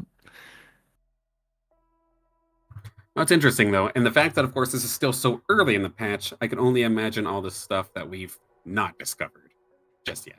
Oh, yeah. That's the thing. That's what I'm excited for. For example, after, because it's a 2-week World Championship, between week 1 and week 2, there's going to be a lot of strategies immersing, I think. Yeah. Well, then, I mean, we see Sota and Hollow in here watching this. I'm curious, how many of the other, already qualified players are watching this stream, seeing, all right, is there anything unique or interesting? Because this is a really good data source to see. I mean, and I'm sure they're probably actually watching the games live, not watching the stream as much because they want to look in each individual aspect of it themselves. And now they can because the credits are there. You can see the MP. There's so much you can learn from these games right now. But Hollow saying Scoriox. Oh yeah, you threw it. Major Scoriox. Oh god. Yeah. Yeah, and then you could even get Arcanite with the Phosphorus. Yeah, you could. Yeah, that would be that's high end. Like I mean, we already had a Halcyon Sea, so it made it possible. But you'd need like the +3 each round to really get that. That's an expensive team to get that far. Yeah, and going into this patch, we did think we would get more of these late game compositions, but right now I don't see such a big difference, to be honest. Yeah, me neither. It's because the games have been a little bit quicker, but yeah, we've not necessarily seen Phosphorus or any of those like late game super carries. The Umber is the closest we've got, really. I think damage also went up, also, right? I'm gonna look at it. Did, yeah, for later rounds. Yeah. Or not just the later rounds, some of the mid game as well, if I recall correctly. Where is that? There it is. Okay, damage modifier, health. There. So yeah. A new code for lobby 2, but we weren't looking at lobby 2. I think we were looking at lobby 4, right? Yeah. Lobby 4, if that's when we messed up, Folky, sorry. And by we, I mean me. Join as spectator. Okay, it seems like they're in game. I hope it's not too late yet. Get me in. I want to watch. Yeah, popping in just a moment's time, of course. But let's see. Okay, round number 7. Nothing lost there. Oh, that works. That works well. A little bit expedited, but we'll get there. Yes, sir. Now let's wait for all the weapons to load before we have a look at those. We have Has, Kisame, Aki, Hiryoku. And you do need to swap scenes. Oh, sorry. Thank you.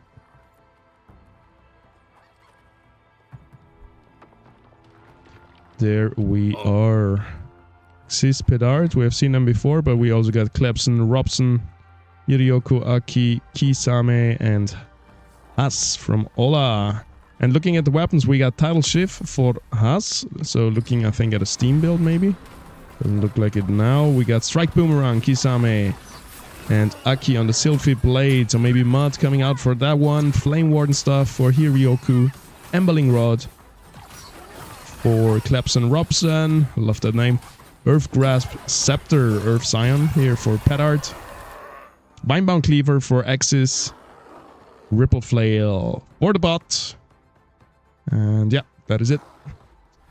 Can we just talk about how there's been so much diversity each game? Like, we haven't seen a lot of people really fighting for the same stuff. We had the 2 boomerangs, and that's been it. It's been very diverse otherwise.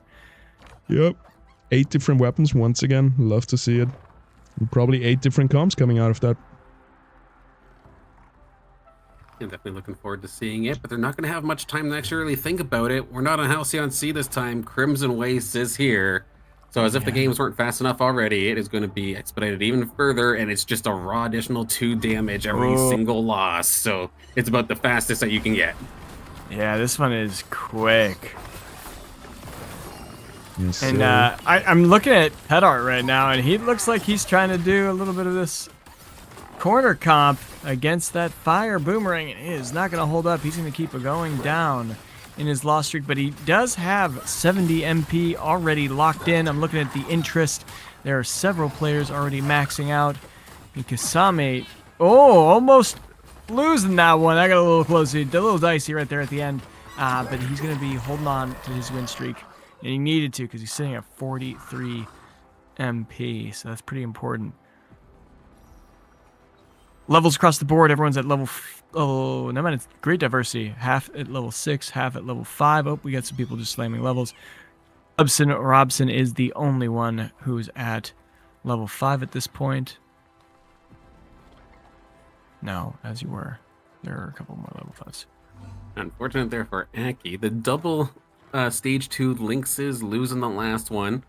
We'll see how it works up against Haas here, going for a rogue-centric build. We have the water rogue dagger, but it does not matter. I have a bunch of air and fire units.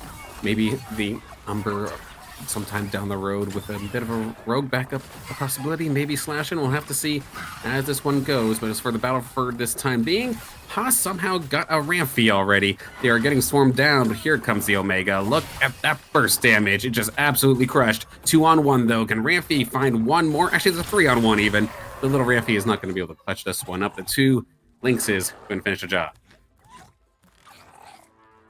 I wanted to quickly bring the scoreboard onto the screen so everybody knows what everybody is fighting for. And yeah, like Caveman said, we have a three-way tiebreaker at 18 points here. And yeah, this is going to be a sweaty one. Everyone really needs to perform well here. Nobody's out yet. Axis is looking probably the worst, but yeah, if with 2 more good performances, also can squeeze their way into the top 12, I believe. Yeah, I just want to point out something interesting again. Kasame dumped his economy last turn, slamming level 7, trying to keep his win streak, and then he lost it. Ooh. And he has nothing, no good tier stage 2 units. He's got a Lynx, that's about it. That is looking like a pretty rough situation. But I said this last game that he was in, and he managed to pull through and got like 2nd or something. So it seemed to have worked for him then, and yeah, he's currently sitting at 21 points. So that's looking pretty good. Maybe the strategy of just dumping right here is really key in this new meta. At round 11, just throw everything, slam level 7. It's so interesting. I mean, I'm sure that the roll down time is all different now because of this new economy and leveling system. It's so much cheaper to genuinely push those feel levels. You feel the sense of urgency a little bit more now, since everybody is just at least more wealthy overall, unless you're Kasame in this instance here. Meanwhile, everybody else has at least 40 plus. But normally we would have this NPC round right here, and everybody would finally start slamming. But it seems like everyone's going much, much faster.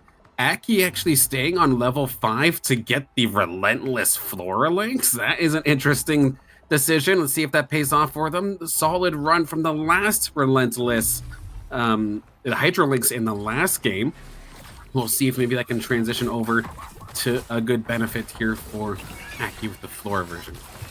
And Aki is winning right now, 25 points in the overall in the lobby. So his strategies seem to be working. Maybe that Flora Lynx is key in keeping your mud team so you have time to buy the rest of the muds. Because like if we look back at Patat when he was in this position, at this point he was at the bottom, like 7th or 8th. This is completely the opposite. Aki's at the top of the leader, top of the lobby, and now he's healthy with 70 MP, and he's going to be able to slow roll at level 6 to be able to get those final mud units. I'm definitely going to be looking forward to that. They do pick up the Greater Monk here at least, so they are going to be able to roll at least a little bit, but it looks like they're still above 60, still going. That is going to be Gorilla showing up. Greater Monk here, they're getting a bunch of their evolutions that they were looking for. Looking forward. Oh, they actually found the monk here. That is huge. That's the hardest one to find. And they got it. So now it's just a matter of finding Apon, finding Gorilla, which does not look contested really at... Oh, no, Exis has a bunch of Gorillas, actually, so it's a little bit problematic. But still, finding Monk here is pretty huge. Yep. Gorilla is going to be tough, but Monk here is such a strong unit on itself already. It's going to definitely help here in this matchup versus Pedart, who is, after this loss, going to fall below 50 HP.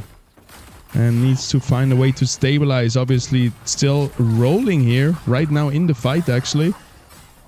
Below 40 and just trying to find the C4 the Arcalion. He's got it. He's got the Seafrost. It's already on the bench. He just needs to fuse. He's probably upset that he didn't get that, or he panicked. And the car was Dulux rolling. as well. Oh, yeah. There we go. Looking good Big here. front line. Maybe Arcalion if you can find that as well, but if you're just looking for one more unit, usually it's better to just level up and hope it comes naturally. Does roll for it though, needs 2 more Archies. And yeah, this Invoker, 5 Bulwark, 5 Scion that we have seen in the last patch a lot, I think is still going to perform really well. Oh, wow. Nice. And then he pushes level 6. He's like, yeah, might as well push that. And he gets another Crunk on there just to try and start building towards the Blotto, which Blotto. is one of the win conditions of this composition, just giving enough time to the Invokers with that huge tank. We've got the 2 Scion Rogues still going to be battle, or not Scion Rogues, Scion Rangers rather, going to be going up against each other here. Pedart's in a similar situation to what we saw with them the last time we watched them, going all the way down, nearly getting knocked out, but finding the Illuvials in need, and maybe being able to hang on here. But Klebson here is kind of playing a very, very similar game, and they even have the squeeze, able to shut down the Sepphoris while it was casting, even through the damage reduction, was able to shock them through. Beautifully done. Fleesh is just going to watch in the corner while the rest of their team just absolutely shreds through this squad. That's a heartbreaker here for the green side. They had such a strong power spike, but yet it still got shut down. Yeah, I think that the big issue here is Klebson is level 8, Pedart is level 6. Big time. Klebson has the 5 Bulwark, Pedart only had 4, so that was just a couple big differences there that they kind of held Pedart back from winning that. But Pedart's level 7 now, so you can get that 5 Bulwark if he has it. Yeah, he has the Cling. There we go. So he's got 5 Bulwark. That's going to be significant. He's going against the Rogue team here, which is looking pretty weak. I don't think this is going to be able to punch through. It's the first time I see a Cuculus as the main tank for the Rogues, but it's going to do its job. The main unit to look out here for the Rogues is the Rake. Already in the backline, Ramfi also gets an Omega off, but the Rake is slowly but surely dying. Gets one more cast here. Nope, it doesn't. The Invokers are picking off and doing so much damage. 10,000 here coming out from both Invokers. Enemy Ranger trying to also do some, but yeah, the Rake really underperforming here. Way below the Ramfi, even though it has more augments. That's rough. Yeah, the Ranger was actually kicking pretty good there. 5.7k. He's keeping up with the Seafrost with fully augmentized. Steam and Predator. Yeah. What was interesting is also, I think, Pedart wasn't Invoker last game. I think that they were still Harbinger with the accent. That was a big problem with them. Oh, another Rogue team. I didn't know we had 2 Rogue teams. Yep. Oh yeah, because of the water dagger and this.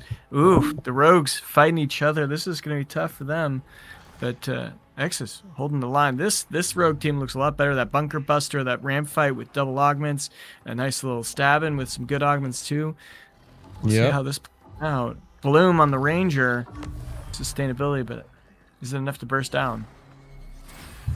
With Nature and Cling just being a little bit more popular too, the classic Verdant Vanguard style seems to be getting shut down a little bit harder to actually find. But what about Ramfight? Can it burst through this tank line? It does some good damage. Only now is the Cardioloc's going to be the first to fall. Now the little Penguin stabbing is in the back line. It is onto the Sepphoris. It found the right target, but the reduction in damage is going to keep it alive with just about 5% HP. Sepphoris will live one more shot as the missiles rain onto its younger brethren there. The little Tianti will end up falling. A huge hold here for Pedart exists. Going to take a little bit of a hit.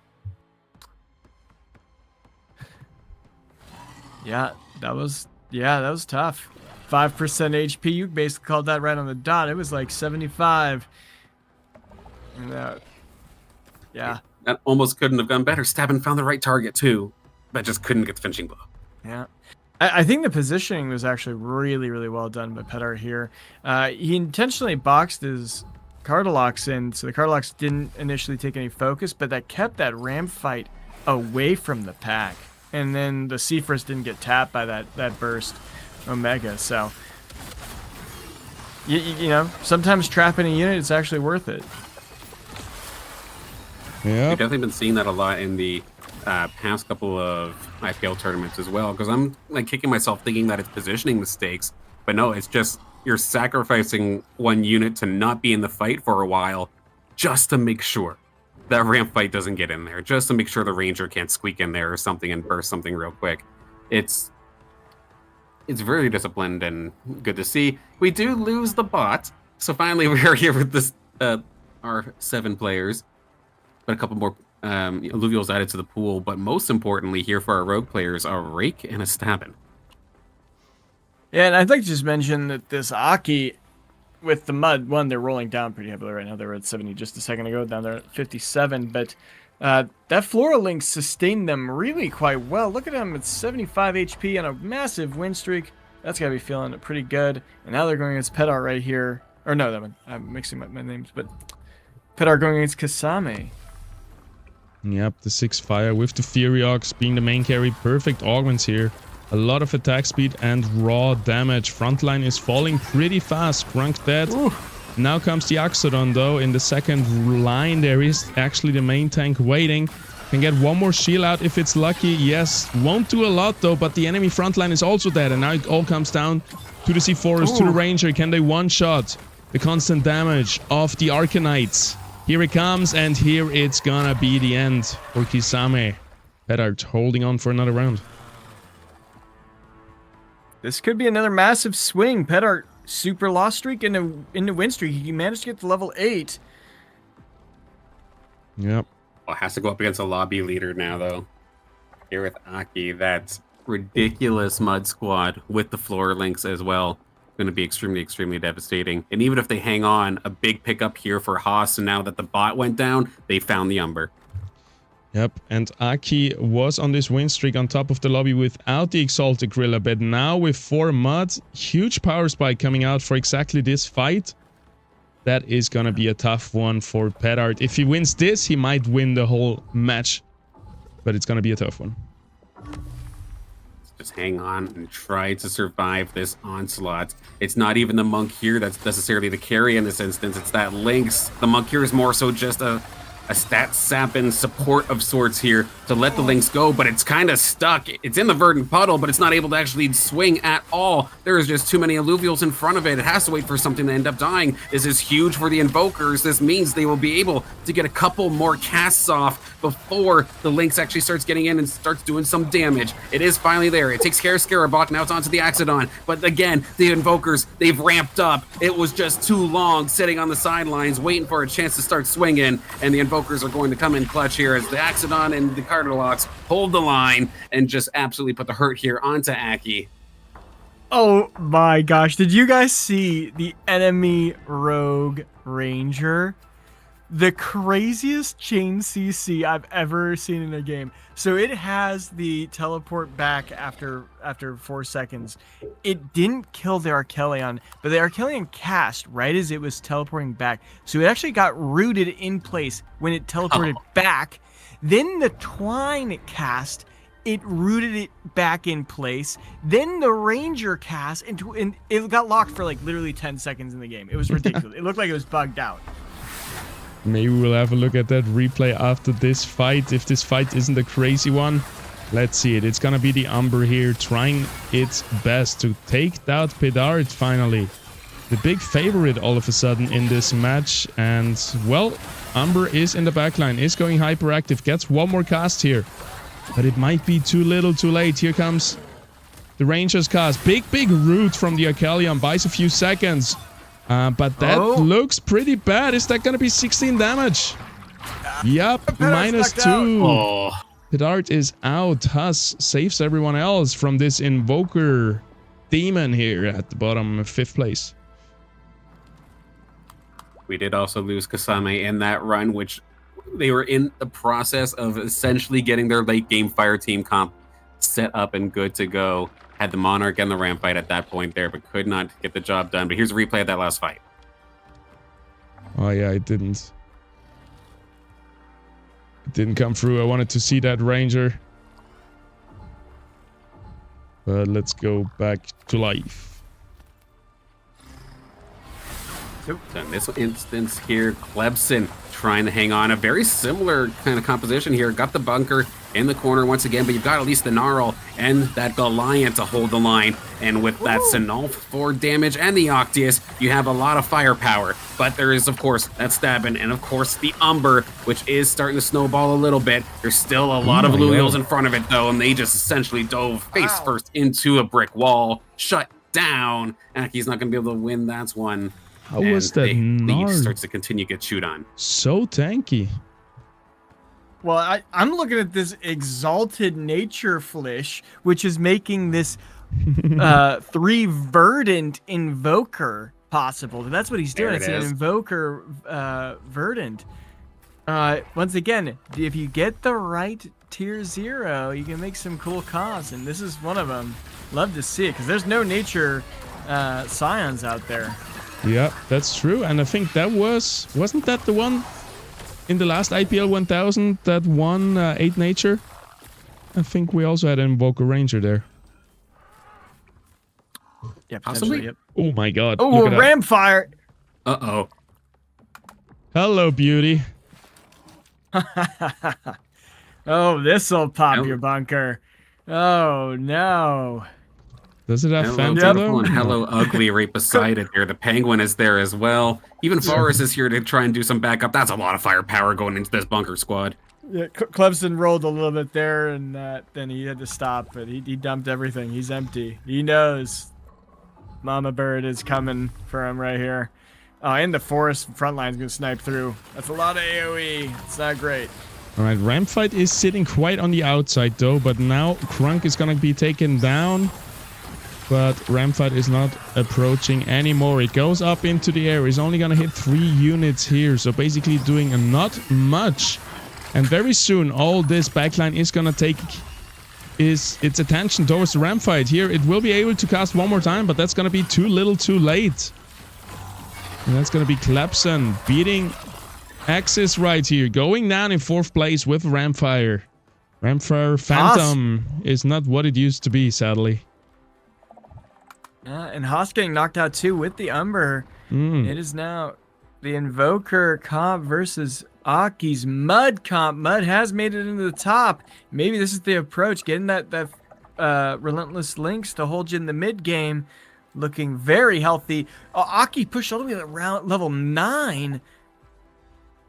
6 Fighter, 2 Predator, 2 Berserker, 3 Mud, 3 Water. Really fine-tuning his positioning because he doesn't want to get hit by that rod. He just like, duh, don't nuke my fighters.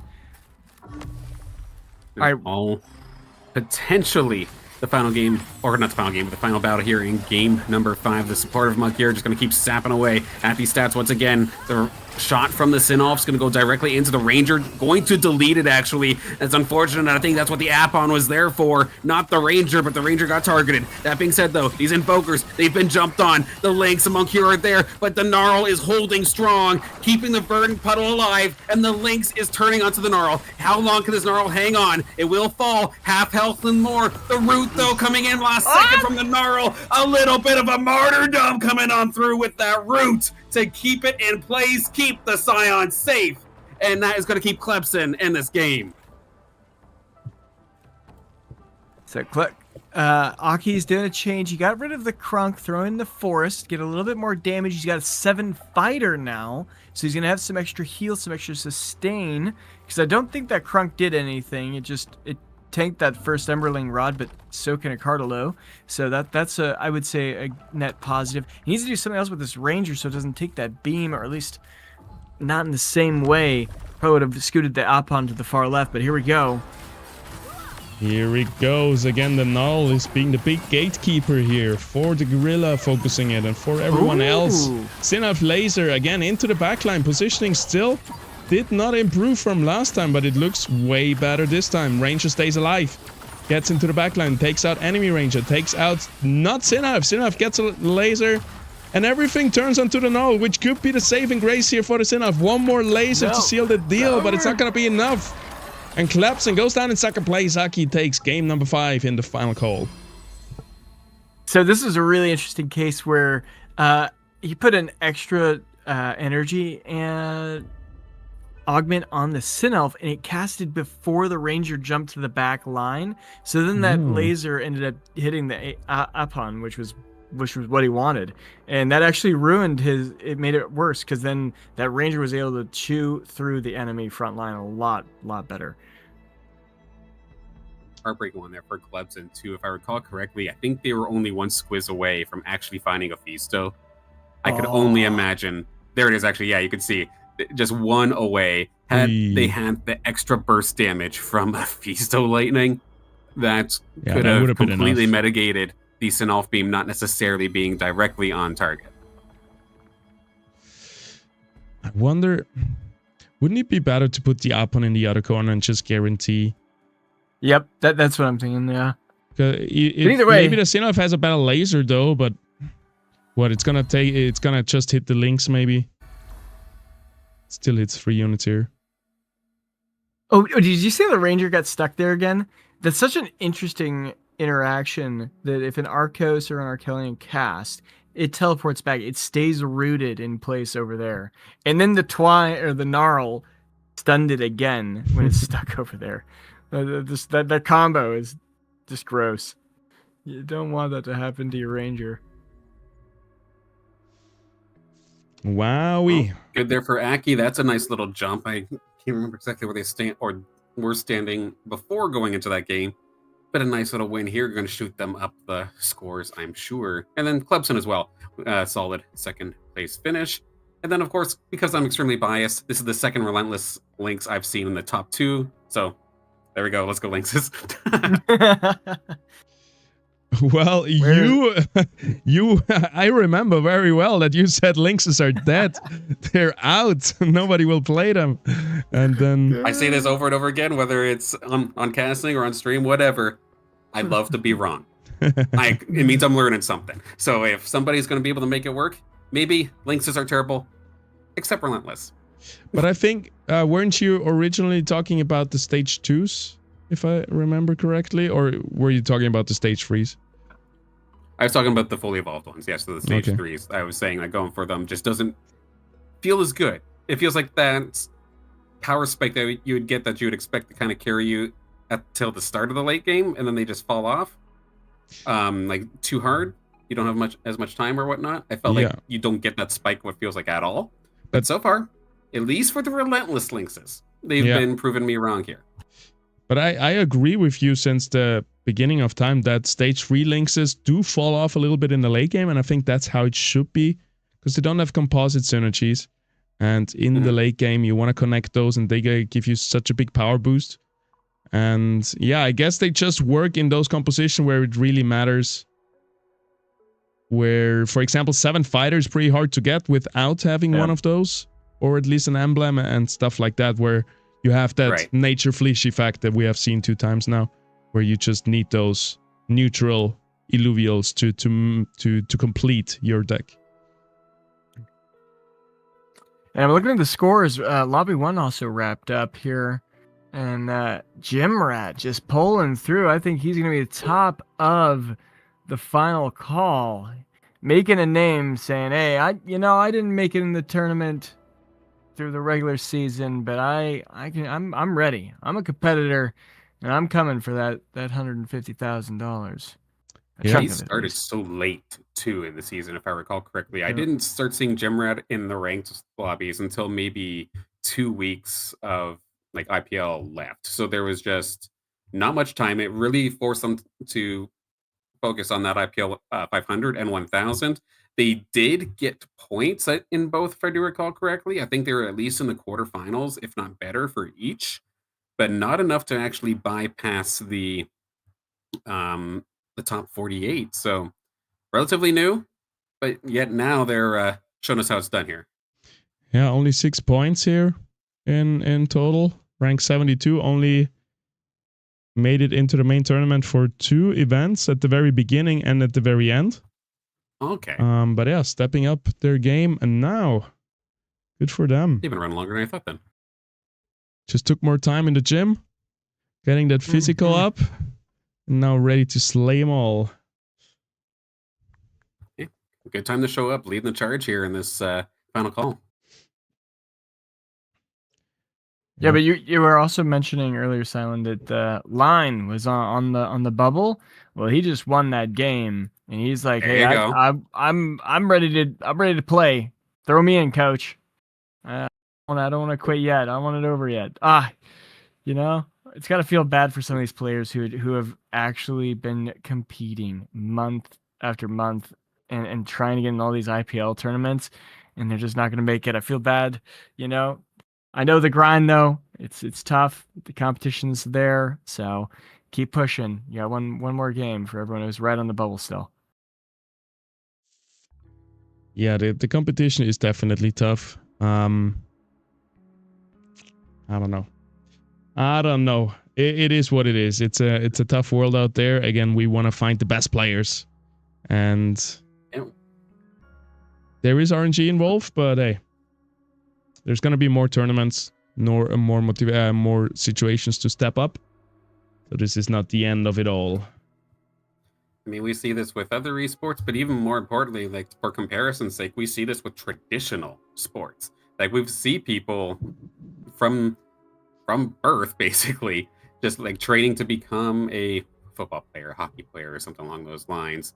And like they'll be very, very strong, but for whatever reason, they just never make it into like the professional scene.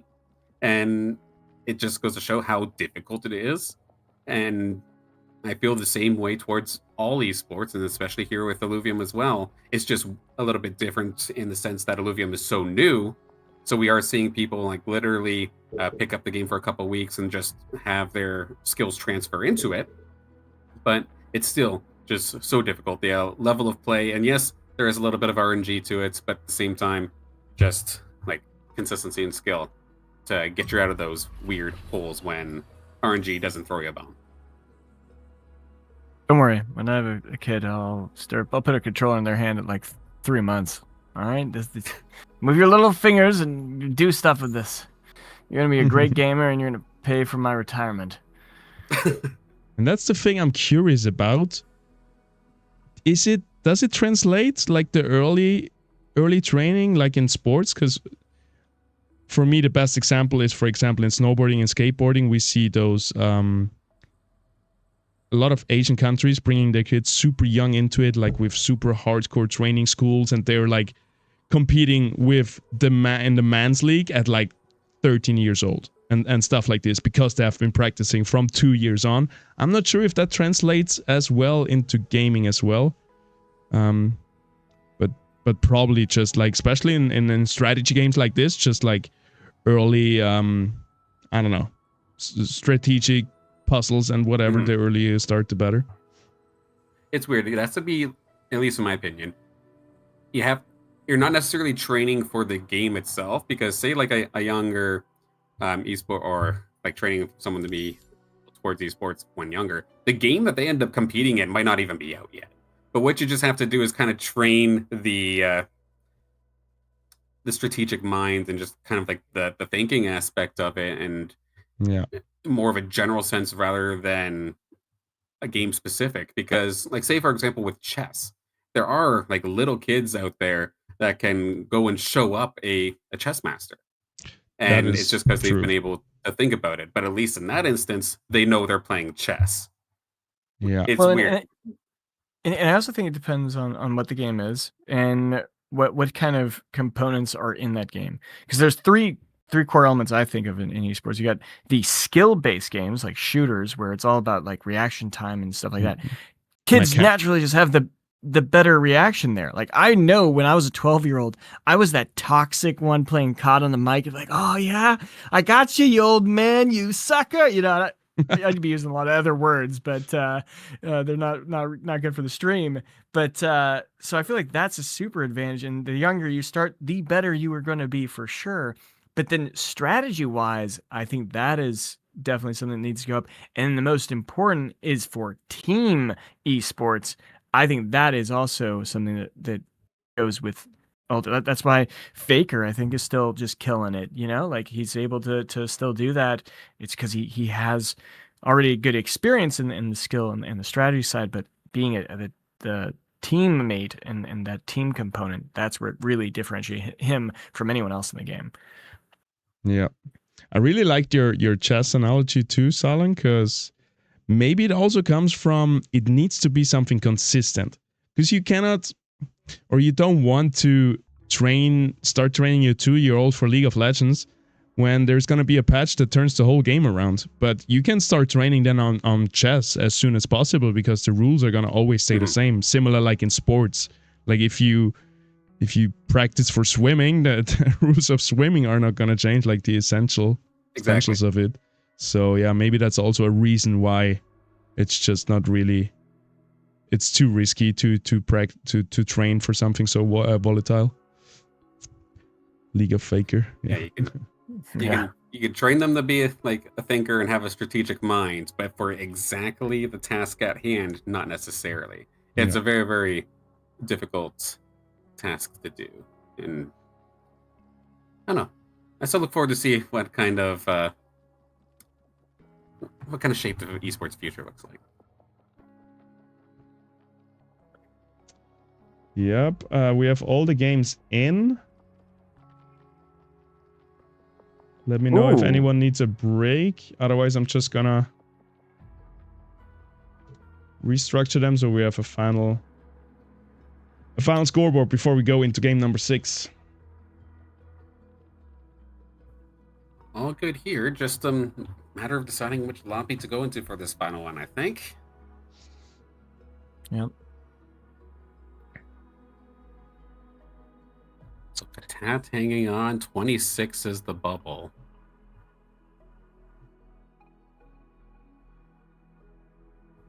It's like a 3-way tie right now at 26 between Alan Kierka, Patat, and Clubson. All of them in different lobbies. Dude, there's really good players in the below 12. We got Haas, we got Dr. Spoon. Mm-hmm. Like a lot of these players that we know from the IPL, right? Well, when I look at let's say the top 7 here, I see the most amount of lobby 2. So in my opinion, let's find something not lobby 2. Maybe 1 or 4? Yeah, let's find something that has a lot of players. Let's do 4. Let's do 4. Because 4, there's only one up there, really, I think. Yeah, it's just Aki who just had that win. Yeah, 4 is Aki that is definitely in, and 1 definitely out. And then 6 players really fighting to get in. Basically, if you win this lobby, you might get into the top 12, actually. We did already watch it. I'm cool doing lobby 3 too. But up to you what you guys want to do. I agree with 4 if... Yeah, in terms of score, I think it would be 4. But granted, there is a lot of repeat individuals that we've seen before, but up to... Yeah, no, I agree. Let's do 4. Sure. Oh man, if you're on the bubble, you're sweating right now. Like this is like, am I gonna get in the World Championship? Huh? That's for everything, dude. If you don't step up this game right here, you're out. Your season is over. Yeah. You're a viewer for the rest of the season. You're watching. Yeah, you're a viewer. Oh, God, after 4 months of competing every weekend, that's gonna be, even after the World Finals, it's gonna be weird for us and also for the players to not have the weekly tournaments. Big shout out to Illuvium to sponsoring this pro league, for having this esport league. It's really cool. Yeah, it's been a lot of fun, very enjoyable, and just awesome seeing the veterans come on through and all the new faces come on through as well since it's been created and have their chance to shine. It's been a very, I would say, rather diverse season in terms of like grand finals over and over and over again. Been cool to see, and in fact, it's all coming down here. This is where we actually see the players with prior esports experience. They might have a little advantage, because I know personally as a competitor, as soon as I don't even try to think about it, but if I'm in a position where I could possibly make it into like a next round or into a next game, or I have the potential to have a big achievement, my brain loves to go, so you're saying there's a chance. How can I throw this for you real fast? Like, it's so hard to just not shake up yourself and keep your mentality strong in these very, very, very much a pressure cooker scenario. Yeah, you are very right. I love that. So there's a chance. Well, love that underdog story, and it's one of the best things of competitiveness, I think. I know even recently for myself, I think there was an IPL 250. I tried to see if I can maybe sneak in some games if I could qualify on Saturday before casting. And I got myself to a point where it's like I had, I think, 3 wins. And I'm like, wait a second. I know we're only halfway through to sit and go, but I'm actually on a good pace here. I could potentially 7th. And it just went all down the hill from there. Yeah, that is tough. You know, you can always look at it in a positive way, though.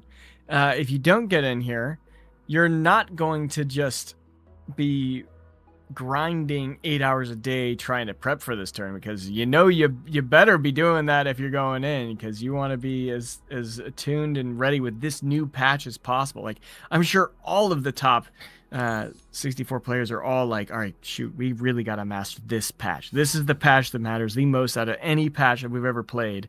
And that's going to be a lot of effort to learn every little detail. How do the weapons work? What's the best time to roll down? And because everyone doesn't know that, like, even your scrims are a little bit off. So it's going to be interesting. And Pez, I think okay. Yeah. I just see a black screen. Yeah, I'm not sure if I'd have to restart. Was excited getting into the game. It's Crimson Waste, by the way, so that's really good. If there is no restart, because then we could maybe catch the final moments of another lobby as well. Very nice. Here, let me boot up my Illuvium here. But I have to quickly restart. It should be fairly early, so we shouldn't miss anything. If you were to pick a second lobby for me to hop into, what would it be? Yeah, I'm not sure. I think it was lobby 3 that only had 2 people that were in the top 12. Sounds good. I will snag lobby 3 then. Okay, final game here of the final call event. It has been a long time coming, and we're gonna lock in our final contestants for the World Championship. Oh, I'm really excited actually for Worlds. That's gonna be so cool. It came faster than I thought. Christmas came early. It just flew by. Like, is this what life is like once you know? Just, I don't know. Life just feels like it's going by so quick. I have a theory that when we're kids, we're able to kind of sample life at a faster rate. Like your refresh rate on your computer, and as we get older, we can't do that as quickly. So then time seems to go by faster. Speak for yourself, please. I have still a good frame rate over here.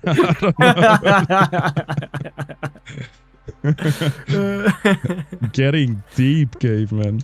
I think it's also a part of it is also routine, right? That's why the second half feels faster. As soon as it starts to become a routine, that the time feels like it's passing by faster. So it's the same when you're on holiday, right? 2 weeks feel like 2 months because every day you're doing something exciting new. And that's something I try to incorporate into my life to not fall into too many routines. A few of them are obviously good, but if the whole life is a routine, I think it goes by so much faster. Well, let's take a peek at these weapons. We got some... Oh, this is the craziest game I've ever seen. Like, what do we have here? This is... Okay. We got double Aqua Blaster from Kisame and Bedart.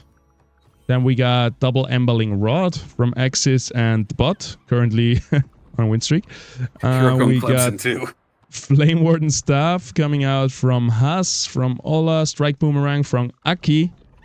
Pretty much has qualified for Worlds, I think, with 33 points, so just cruising here. Hirioko with the Emballing Rod, and Klebson Robson also with the Emballing Rod, so many duplicates in here. I guess the bot is, you know, not necessarily a player here, but he's going to be competing for the same unit. So if you got an Emberling Rod, you're in a rough state right now. I wonder if they were just like, okay, whatever the bot chooses, I'll just pick that because I know I can beat the bot. No one else will do it. And then everyone had that mentality, and everyone went for it. So it could have happened. Rough. That's rough. I mean, even though in the last game, though, we did see the bot, oddly enough, at least delay one of the builds that was holding rakes. Yeah. So the Umber couldn't actually show up earlier. So sure, you might be able to beat it, but it could still actually put a massive detriment onto how fast you get things. And now, in this instance, oddly enough, of the Emberling Rod users, the bot will lead the charge with this early composition. And it's already got a greater nature flash. We literally see that Verdant Invoker could be in the play, but it already scooped him up. And then also on top of it, Pedart, the only Aqua Blaster. Oh no, there's two Aqua Blaster players, but he scooped it up too to get maybe Toxic Invoker here early, which would be good if you finish that Cardaloo.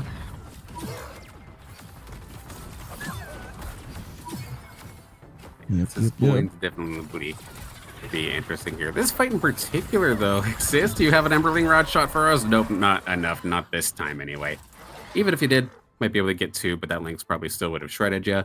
But Kasame, I think they were one of those players that were on the bubble trying to get one final push. I think they're below 26 as of the start of this one, but contested with the Aqua Blaster. In theory, you're going for Steam Harbinger, but at least since it's Scion, you could pivot to something. I see a Riptor picked up just for some additional water.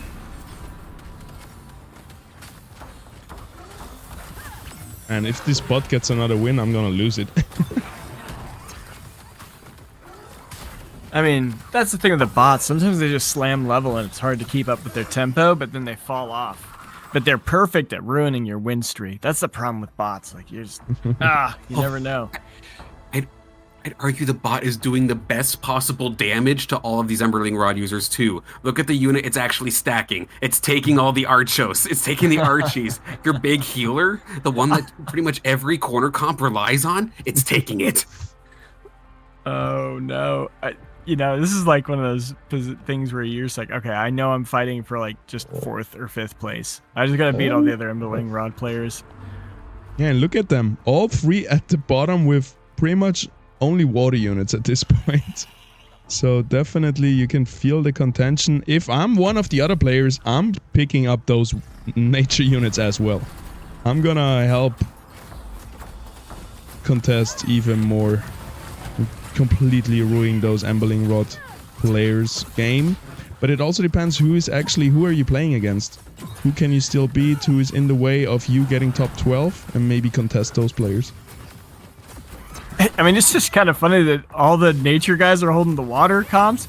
So it's really just the fire is like free. Like Aki's just like, oh, you guys just want to ensure I get into Worlds. Thank you guys so much. I'll take another free win here. And then Ola Haas is just like, all right, I will gladly, scoop up all the freebies. Yeah, and Haas is on the bubble. He's like 15 or something. So if he can win this here, I think he would be in the top 12. So it is looking really good for them, but they don't have found any of the core units. There is a stage 1 Grokko, stage 1 Kuka. And even if nature might not be the plan here for a lot of these Emberling Rod players, Invoker, of course, is definitely another option. And what is problematic right now is that 3 Tiantis I see picked up, including one from Clemson, one from Hiroku, and it's just going to be constantly stepping on each other's toes over and over again. They are unlikely to find any of the power spikes that they're looking for. Clemson trying to at least get a Lynx built up for at least some sort of a front line, which seems to be doing okay versus the counterpart, which is this Revo. Revo with a good little AoE blast, though, is going to be able to do a ton of damage to actually a couple of these Alluvials, and now that the Ranger is here as well, opening fire with a Mystic-style Fire Ranger. Might be able to get the final shot here, but can that Tianti here from Clemson get one more shot? It would kill them both off. The shield from the Atipo! It's 1-on-1 with the Atipo, and the Tianti is going to fall. The little Atipo, the little tier 0 that could. You know what was actually the MVP of Haas's team that almost they made the difference, in my opinion, was actually that Chukarul. It landed right in the middle of the pack and blinded them 2 times and just like stopped their auto attacks. That was a huge nerf, but obviously the AoE damage from the Scions was the main carry, but I think that was significant enough to make it difficult. All right, Kisame here on a win streak, also on the bubble. So all of these players, pretty much except Aki, need to win this to get into the Worlds. It's a super sweaty game, and we're watching Axis at the very bottom versus Huss here. Both of them having a pretty good time here in this round. Rebel Worlds one more time, not gonna be enough. Axis is gonna stop their lose streak, maybe? Or is the Chukul gonna be enough to pull through? I don't think so. Here comes one more stun from the Grocko to seal the deal for this little Chukul. Yeah, I finished watching the Kasami fight. He actually lost against the bot. That is devastating. That is, he's at 100 bot is MVP. 100, I mean, all the nature guys. Ador contesting them hard, taking away 100 HP win streaks. Okay. The bot is trolling this lobby in a beautiful fashion, but still, plenty of Illuvium still to go. Exist taking the most damage so far in this one, 68 currently. And with that's fighter gauntlets, but I honestly have no idea what they're trying to do with it in this instance here. You normally see that with mud, and there is not a ground unit to be found. But in this instance now, both of the OLA members at 77 health apiece, gonna have to take a chunk out of each other.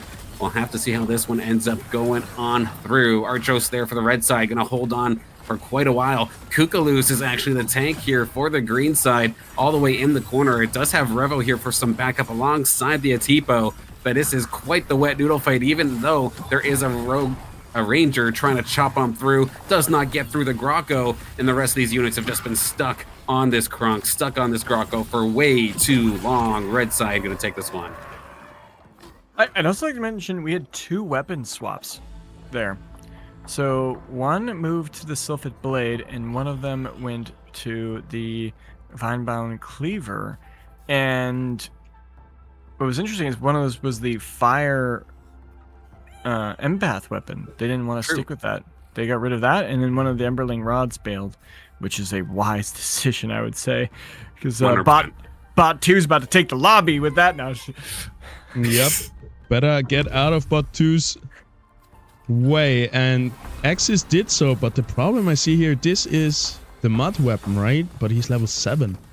There's gonna be, I think mud is already out of the picture for them, but what else do you go for?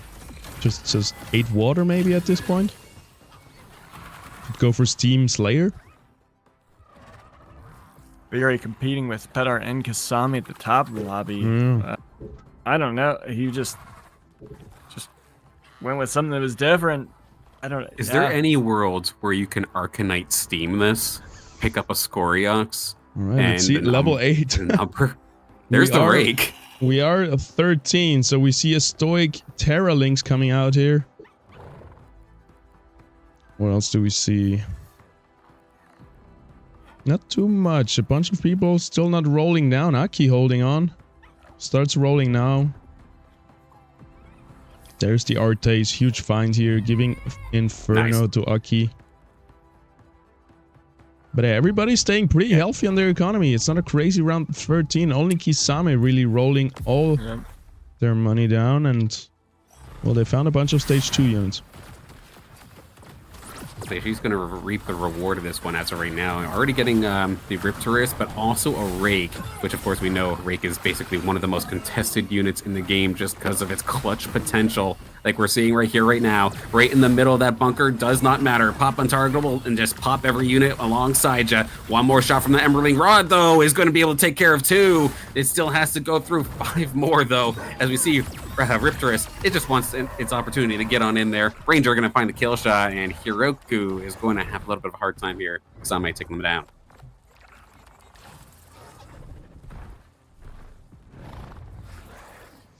at least in this instance here for Klebson, even though there is that big Emerling Rod and team comp contest, the fact that they've got that Stoic Terra Lynx, though, that is now perfect. You've got yourself a big frontline unit, so even if your Kling and the rest of your tanks are constantly being contested by the others, you at least have some sort of frontline. You can hold on way better compared to the others, but trying to find these later units are going to be extremely annoying. I know we keep laughing at the bots, but I mean, I kid you not, this bot 2 team isn't actually too bad here. Of course, stealing Archoses, they have to add a Rito now as well, so this bot is looking towards late game. Hiroku is in an okay spot, but still so underleveled. As we watch X's here going full water, it seems. Even though first and second place are contesting it, I don't see much hope. I don't see a light at the end of this town for X's. I'm happy to be proven wrong, as it seems like the Rake that they found and the Stabbin are gonna do a great job here. Hyperactive Rake is gonna seal the deal with 6,000 damage. He could go the Steam Behemoth. I don't think we've ever seen it before because it would be way too expensive. But maybe that's actually a new comp that's possible. Yeah, they are level 8 with 50 gold, so they are rich. I'm here for it. I'd love to see it. That'd be really cool. Not many players contested either. A Steam Behemoth, like because Steam just does damage amp, right? Damage amp. That's gonna make your Behemoth burst so devastating. That could pop. Like the Ranger could actually be the carry. You actually don't even go for Umber. You just go for the Rake. One, you're stopping the Umbers, the other players from getting Umber, so you're stopping any major carries there. You just focus on Seer. You don't even need the Jotun, and you just make the Ranger the carry. Could be an interesting build. Yeah, if you get like some crazy attack speed weapon augment, weapon amplifier here for the Sylphid Blade, that would help so much also with the Behemoth. I would love to see it. Sinnoh is live for X's. Rolled down to 33 HP as we watch Haas versus Aki here, both low on HP. I mean, we were saying that it looked like Aki was on cruise control, one of the only players going for fire. But take a look at this. They've knocked themselves down to the bottom 3, and they nearly had themselves another loss here. A very clutch moment there for the Ranger and the Arctace to be able to get the job done. But both Aki and Haas down towards the bottom of that lobby. Nexus takes a loss here. Yeah, it didn't work in that round. How much MP does he have? He's 30 now. He needs another 4 singes. 10 MP per singe. It's possible. If you did a hard roll right here at round 8, you could get the Seer. Potentially an Axon as well. That's still so obnoxious there for Exist, though, because Pedart and Kasame both have singes as well. And they are going to make trying to find that Seer so difficult. Yeah, Axis not looking in a good position. No, I think it's definitely gonna be a bottom 4, if not last place. But yeah, Haas with the uncontested rogue weapon isn't looking good either. Out of money at this point. And not really any salvation in sight. Can't get the Rake because it's so contested. Far away from the Penguin. Oh! And this is a little bit of a tight fight here with Exist, though. We do have the Steam enabled, I believe, here for this Rake. But again, now, this is where the Terror Lynx, okay, everybody's trying to make me look bad here today. The Lynxes are doing a fantastic job, but a fantastic shot coming out here from the Sinolf. It's going to allow for the Rake to get on board. Big Stun takes care of the Sinolf, but here comes the Rake to get the killing blow. A very close battle, but a big win here for Exist to keep themselves, well, existing. And yeah, then saving your money for that was key. Because now he's got that PvE round to rake in an extra 4 interest points. He's going to come out of this with like 60 MP. That is going to make achieving that Seer a lot easier. And I don't think Pedart's going for a Seer, so he has 1 extra flare on the bench. And who else was he competing with? Kasame. Kasame just has the 3. So that's leaving.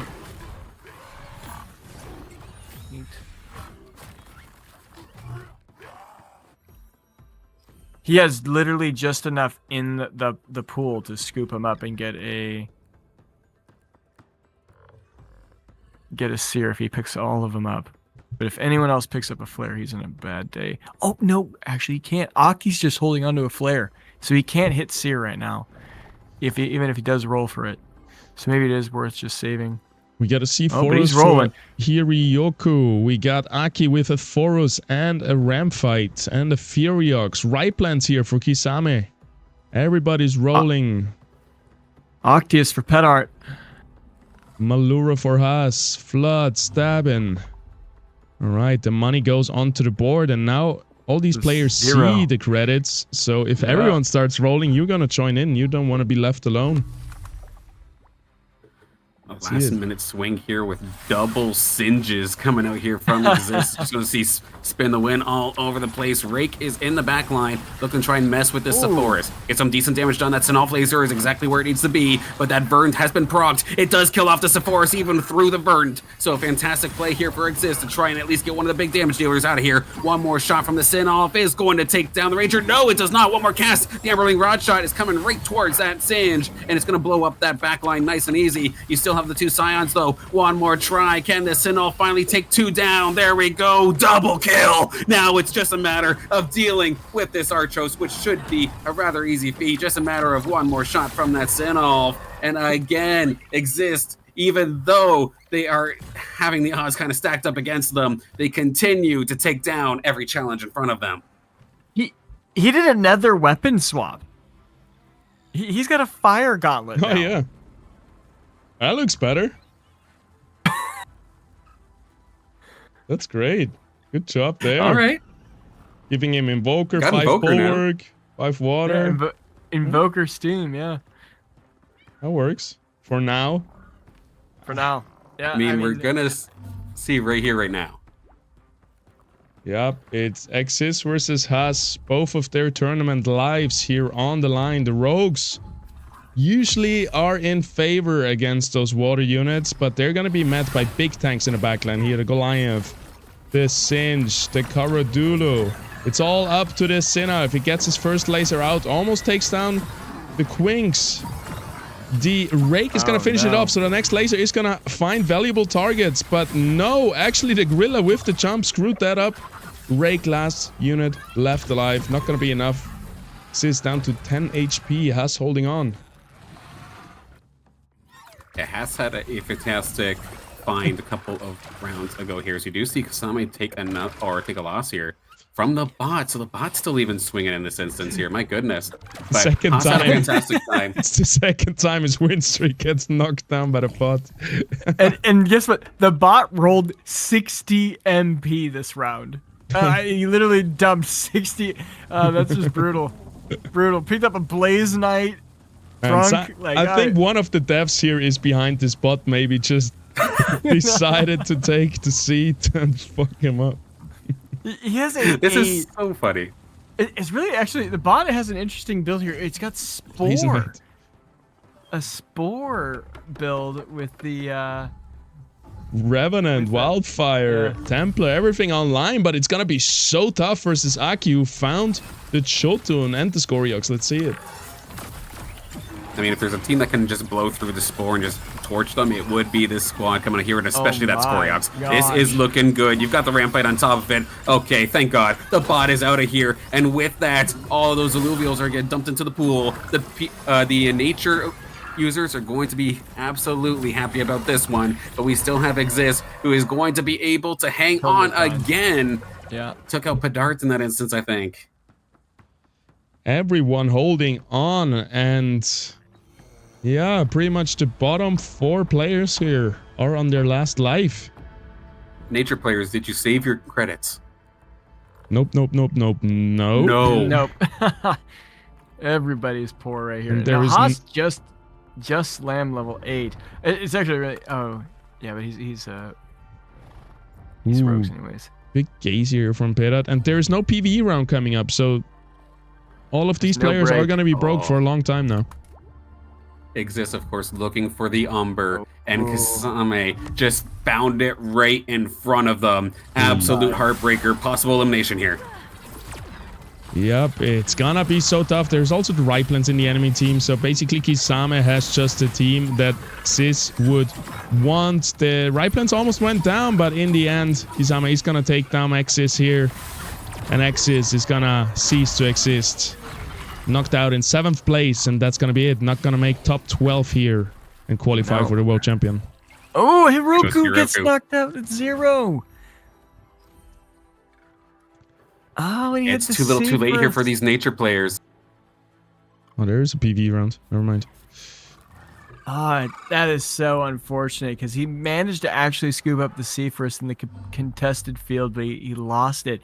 Whereas Clemson Robson just pushed hard and got 2 Octiuses on the field.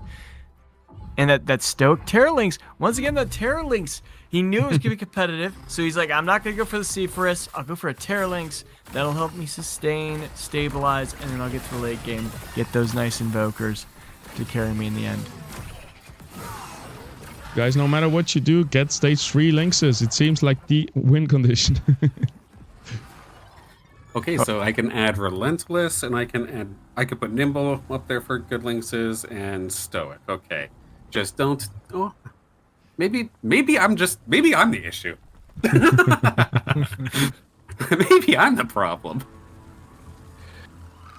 All right, Haas. You know, I think that Rogues in Crimson Waste can work, so that's a possibility. But otherwise, you have to get Rampfire, and even Rampfire we saw just didn't really make it work last game. So I'm curious if Rogues actually have a place in this meta. Oh, gets the slash it literally last second. There's a lot of emptiness here. The Rampfire is going to be able to be in perfect position versus those Scions, and the main carry of the Scion has double stacking attack speed, so that is looking pretty good against Clemson Robson here. And, well, the damage is coming through from the Ranger, but it's not going to be enough to pop all those units. Rampfire goes up into the air one more time to seal the deal, and Clemson is going to go down to 8 HP. Haas holds on. Aki is knocked out in 5th, but that's going to be enough to make it to World Finals. What? Aki got knocked out? With Scoriox. And a Jotun. Who was that then? It must have been Pedart or Kisame.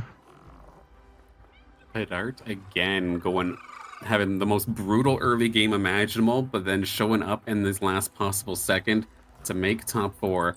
Clemson looking all right, and again, I don't know what it is about fire in this patch. I still want to call like Arcanite Inferno good, but again, we see it underperforming, basically uncontested. Yep. Yeah. Both water blasters holding good. I see an elimination. Which way are we watching? This one. Haas? One way or another, Haas and Pedart. They're going to immediately dive on top of Pedart with the Axon. He's going to be there at the Great. Even the little stage 1 Groko just trying to buy some time in this instance. The taunts are going to bring that ramp fight over to the skies. They got majority tanks in this instance, but the Geyser, the big healer, is gone. And look at the Penguin. It is just absolutely swinging on all 4. And it's just going to be able to take them down one after another. The Gnarl's here as well, just being a portable healer. And that is exactly what Haas needed. Going to take care of Pedart. We lose Clemson as well. Now it's up to Kasame and Ole's Haas. Clemson did the best he could, and I know he's on the bubble too, so I wonder if it's enough, but like there was so much competition for that Emberling rod, and he managed to push and get in the top 4. Well done. That was an impressive showing. And wow, all of these players were level 9. Level 9 is a win condition now for sure. That's cool to see. But right now, Haas versus Kasame. Do the Rogues still hold the line, or will Umber and Ryplants tear through? Let's see it. They're both going to target the same here on the Twine, but Twine actually able to hold forever versus those 2 main carries. Rampfight goes up into the air, doesn't hit any valuable targets in the backline. The Slashin is stacking up. Combat Rhythm is alive, and there is no chance here for the side of Kisame. But Kisame is still enough HP to survive another round, and we're gonna have our final match right here. Oh my goodness, what kind of final opportunities, any sort of final upgrades, because this 100% should be the final battle. Somebody just threw in both Sin Elves because there was another Sin Elf on the bench. What did he take out to do that? I don't know. Eight water here. There's many lasers flying. I almost wonder if you want to put your Sin Elves on the same side. Yeah, okay, he did that. Yeah, but that looks like that's going to be the option. There's a Jotun right there that's attacking your face. One final fight to try and see if they can maybe squeak themselves into this World Championship. But with both of the Sin-Offs being deleted immediately, things are not looking good for Kasame. It is all down to the Umber, the clutch master of the Illuvials. But the charm coming out here from the Quinks is going to slow it down just enough. The Penguin one-taps it. Ole's Haas with the best possible situation. One final push to get to the World Championships. The first time we've seen a weapon swap win a match. Well done. Well done. And that might be enough for Haas to get in. And maybe for Kisame it might not be enough. I'm really curious to see how this turns out. We might be able to watch some final moments of another lobby. Okay. In fact, we could. I do have my feed up if you would like to take a look. We're currently in NPC round, so you have a moment, but it's a final push for Krizen as well as Stee. Stee with 1 HP, but they do have quite the firepower on this squad. It is with that Earthgraph Scepter, but they have Invoker featuring an Ophisto that has how many of these? 3 of these Arcane Omega reactors. So it's getting Omega power 3 times every 5 seconds, has a bunch of Omnivamp, and it is scary. Meanwhile, Krizen loaded up with a bunch of rogues here with the Earth Mauler, but that ramp fight actually is fully loaded with augments. Has a rake for some backup. Has the Revenant chip as well here. Yeah. Let's take a look. This is 7 rogue, 5 Revenant Vanguard versus 5 Bulwark, 5 Scion, 3 Invoker with Arcanite. Oh, Dulif online. I can't say this like Prison is just so much better optimized with those Revenant chips compared to an Arcanite chip on. I mean, I guess it's 3 Arcanite. No, it's only 2 Arcanite. It's basically going to come down to who can either breach this Ophisto or can the Ophisto hang on and just keep itself protected. Dual F is going to be huge as well, but look at the gas attack on the other side. It's ready for it, ready for the cast, but there is, of course, the immunity from that 5 Scion. Here comes the first bit of damage. It is going to go across the board. The gas attack has fallen. No more CC on the green side here, but can this Rampite maybe make a dent? It takes through a lot of it. It's the Penguin again! The Revenants are back! They've been able to breach and get to the Ophisto, get the Dual F, and that means that Krizen has a fantastic shot now with a final push here in our final game. Yeah, the Rogues are still in, baby. Rogues are still pushing. Slashing, double win here. Crazy. Wow. GG's. Wait, what was the last like they one? were going to be able to hold for a bit. That Ophisto was doing so much damage. Heck, even the Dual F did a solid job too, but somehow the Penguin, I think the thing that had to really burst through was a Caradulo. And at that point, a Slashing, you know it damn well, is going to be able to burst through a Caradulo. And it just opened the door wide open to get to Ophisto, get to Dual F, get to even Furiox as well. We'll see it again here in this replay. The Dual F just doesn't hit anything. It's a laser. It's cool. It deletes the Gazatep, and maybe the Fisto gets a reset off it, but it's just not enough. The immunity was a good call. I totally forgot about that. I thought they were both going to get absolutely wrecked.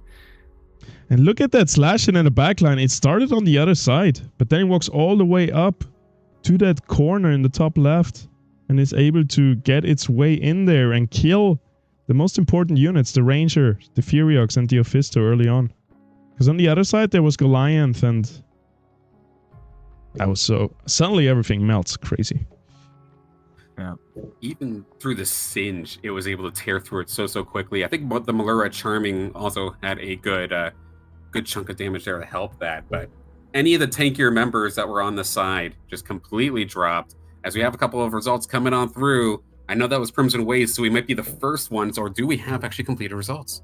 Everything is completed. The results are being filled out right now, and then we can sort them, and we'll see the final 12. Slowly but surely. Well, actually, Texan is sweating. He's sweating right now. Did he No make doubt. it? Did he make it? I think Erica is gonna press the magic button in just a second. Otherwise, I'm gonna do it. It Yeah, is so... shout outs to, of course, all of the admins and behind the scenes workers of the tournament for once again, through the thick of it all, able to just still get things done in such a fantastic, timely manner. And shout outs to all y'all. That's And it. we Look at have that. it. Kisame 13, Haas 11. That final matchup was a deciding factor here. Congratulations for our top 12. We are still resolving tiebreakers. That is right. But Haas is Yes, definitely in with 32. Wow. Okay, there we go, Haas. You needed that to avoid the tiebreaker. What a time to win. It seems like Kisame actually should win against Ale Nakarara from Guild. What about Why is Clepson? that? One win.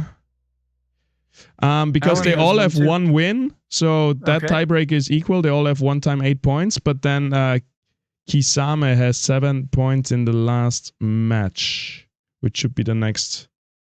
But it's not. They're not necessarily in the same lobby though. How does that work? Yeah, that's still the last match. Okay. Still Cool. counts. Yeah. If that's the rules. Yeah, so we'll call this unofficial results right here. But some of the players that we know, in theory, unofficially, should be moving on forward here into our World Championship. Jim Rat had an absolute fantastic day here today. Look at that, leading by a long shot, 44 points. Damn right, you're going to be making it into our World Championships. Aki as well had a fantastic run. Could take it easy in that last game because they had plenty of wiggle room. Gabba, who's been somebody I think we've been seeing in IPL, at least quarterfinals and semifinals since the beginning, still get the go to Worlds. Beautifully done. Gigi here as well, going to be the fourth player making on through. GM Phoenix and Balance too, and Texan as well, longtime players getting their opportunity to make it into the World Championships. Star Atlas is going to be able to make it here as well in eighth. Line, Ole Formiga, Ole Haas. Those, I think, are the safest bets in terms of those that have made it to our World Championships. Still, of course, waiting on the confirmation, at least, of these tiebreakers to see who gets to make it there. But between Alan Kierka, Kasame, and Klebson Robson, a three-way tie to see who gets to go to Worlds. Yeah, I mean, I think that the rules are it's most firsts, and then if they tie that, then it is the last round. Like that's what's in the rules. So I think that's the official call. And if I'm not tripping, that's Kisame, right? With 7, with second place last game. Yep. And then everybody else has also 1 win.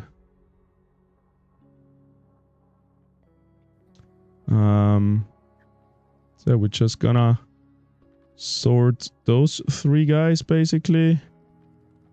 Congrats to Texan as well here. They're in the chat and they absolutely capitalized. Congratulations on making it the World's, Texan. That should be it. Kisame coming in 12th, so going second was actually the deciding factor, as the other 2 players with 31 points went 4th position in the last game, which lost them the tiebreaker.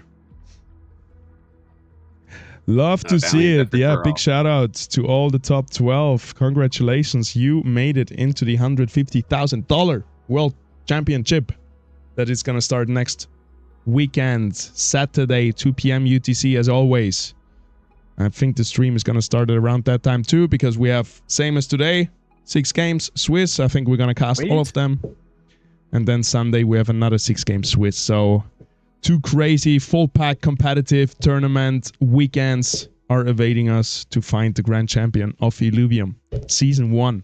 What? There's so much money on the line. I think first place gets $50,000, but also just being the first world champion in Illuvium is crazy. I think the prestige is big as well.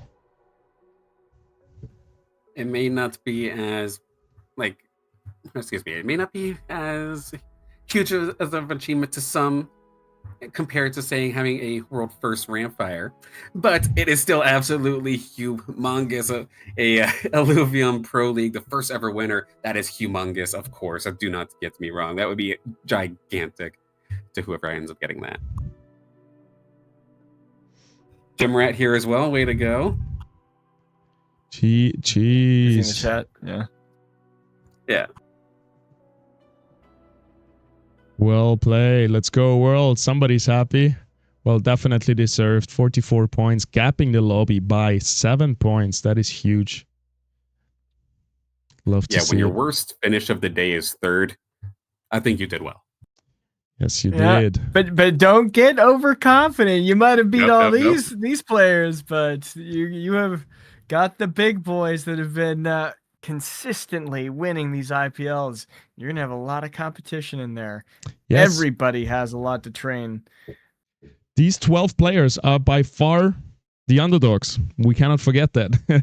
These are the last people to fill up the world's qualifiers or the world's finals. The last But it'll be qualified awesome to follow them along and see who manages to pull through. If any of these end up going all the way from final call to world champion, that would be absolutely just a crazy story. people. Yes, sir. So, guys, Especially- if you would have to put your money on one of these 12 players to take world finals, who would it be? Texan, baby. Texan, you better There we win go. it for me, all right? And then if you do, throw your brother some money, you know? Relax. I mean, this is going to be the cop-out answer, I feel like, but Jim Rat, let's be honest with how today Yeah, went. he I feel like I would cruised. be foolish not to. Yeah, that'd be a good call for you. I agree. Jimred is definitely a safe bet. I'm going to go with Balance. I'm definitely huge underdog. Has struggled to get into IPL finals, but I'm so happy that they made it here into the World Championship, which is a huge feat, right? There is so good players here in the bottom half of the screen, which didn't make it in. And yeah, being among the top 64 players in Illuvium is huge. Balance, I'm wishing them all the best of luck. Our Illuvimods trying to turn pro. I'm so happy to see that Balance made it in two, considering they were literally 1 point from making it to the top 48 to begin with. So Yeah. the fact that they made it on through, like showing their consistency, it's like, okay, I might have missed out by 1 point, but don't sleep on me. I'm still here and making it in without a doubt. Yeah, and shout out to them. They started with a loss, by the way, and then it was fourth, third, first, third. No, it's incredible. But even a lot of these players that like we've recognized from the community for a while, but also like shouting out some of the ones that made it that I wasn't necessarily like familiar with. Like Lion, for example, first time seeing them making it into World Championships. I think it would still be a pretty crazy story if some of these players that maybe just started picking it up a couple of weeks ago or been around for a while but haven't taken it like competitive in a little while, or for the first time ever making it in. I think GG would count as one of those. Kasame would be one of those. Stars would be one of those. Like there's a few people here that could absolutely make some upsets. Well, I'm really happy we had this because now we at least have one game we've watched or one, tournament of them. We know at least a little bit about their names. They got their own little spotlight because, normally we're spotlighting some of the other top IPL players in these tournaments. But these guys all got a little bit of showtime and we can build a story around them, hopefully. 100%. Cool. Can't hear yet. Oh, you're muted there, Paz. Sorry. Thank you. So yeah, the story is already like we have written the first couple of pages of those underdog stories. So yeah, like you said, it's great to see them play and maybe we'll see some of these final call qualifiers come out. We're going to prepare as best as we can for Worlds, as are going to do these players. They are going to prepare for all of this. And quick shout out also to place 13, 14, 15, 16 maybe.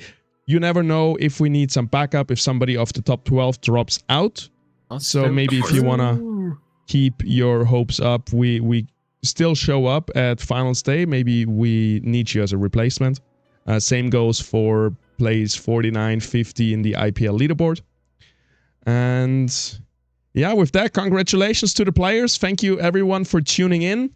I hope to see you next weekend. If not, you're missing out because it's going to be the final of the season 1 of Illuvium. It's going to be huge. First day of World Finals for $150,000. And until then, I wish you a wonderful week. Happy training, everyone that is in the World Championship. We can't wait to see what you come up with. That's it. Quick shout out to our backend team. Erica absolutely killed it today, taking over as main admin, doing all the spreadsheet work as the tournament platform was down. So huge shout out to her. She absolutely made her spreadsheet magic and everything else happen. And also Tholki being the main moderator and also admin, backend admin to help with that. Shout out to those two. Killing it in the back end. Shout out to Illuvium. Shout out to you, the viewers. Shout out to those two beautiful people over there. You're going to see them again next weekend. And shout out to the players. We'll also see you next weekend. Until then, have a good one. Jim Rat picking up some art taste. So trying to go for Monarch, get that Phantom online. It's balanced. Pet art is going. Oh, balance. Pet art's going against balance. Okay, that's the actual fight that's taking place here. Pet art is finishing his Invoker Club here. Pretty nice. Got the Sin Elf online. Got Verdant. One flying away from a gnarl. Let's see the whole firebomb.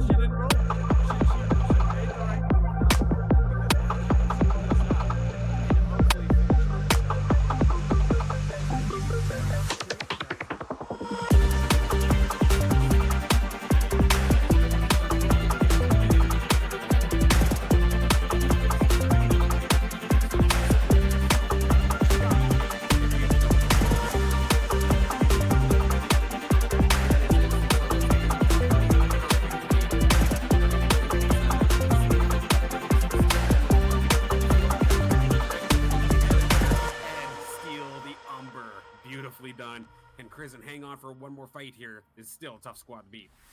If I were her, what do you do? Do you dump everything right here just to beat him? Like, you have to beat him here. If you don't, it's GG, because he will then most likely survive. I don't know. What do you do? Or is that a bad idea to roll down, too? I think that's just the last chance Kryzen has here. If she doesn't kick out Mr. Lancelot, it's gonna be too late for her to get the Umber herself. Is it gonna be enough though? This team is looking pretty good so far. The Sinaf laser doing so much damage. Remfree is not gonna kill anything over here, but the green team is dominating here. All eyes on the Umber. Last carry standing really has the range and goes down for the green team. And the Sinaf laser could be deadly. Rake versus Umber here, and it is enough. Oh my god. It's so good she didn't roll. She made the right move not rolling, because now she can scoop those up and hopefully finish off the dog.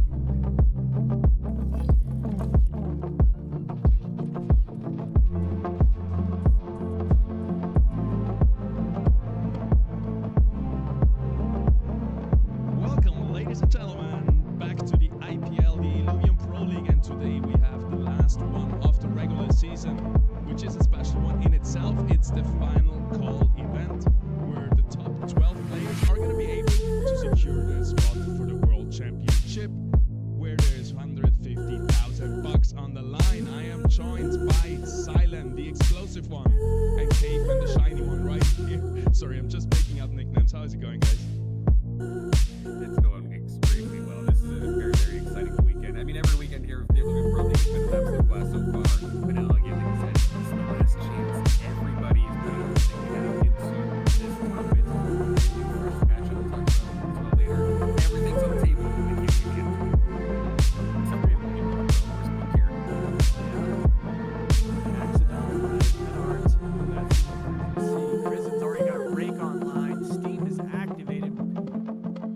Yeah, what I wanted to say about your favorite composition here with the Umber Steam, it's going to be so much easier to also get the Dual F and activate 3 Steams. So that's really nice to see. But yeah, we're watching Super versus Panda both at the bottom and both looking to stabilize very soon, because you don't want to dip much lower than 40 HP here, in my opinion. But yeah, we see Brazuka holding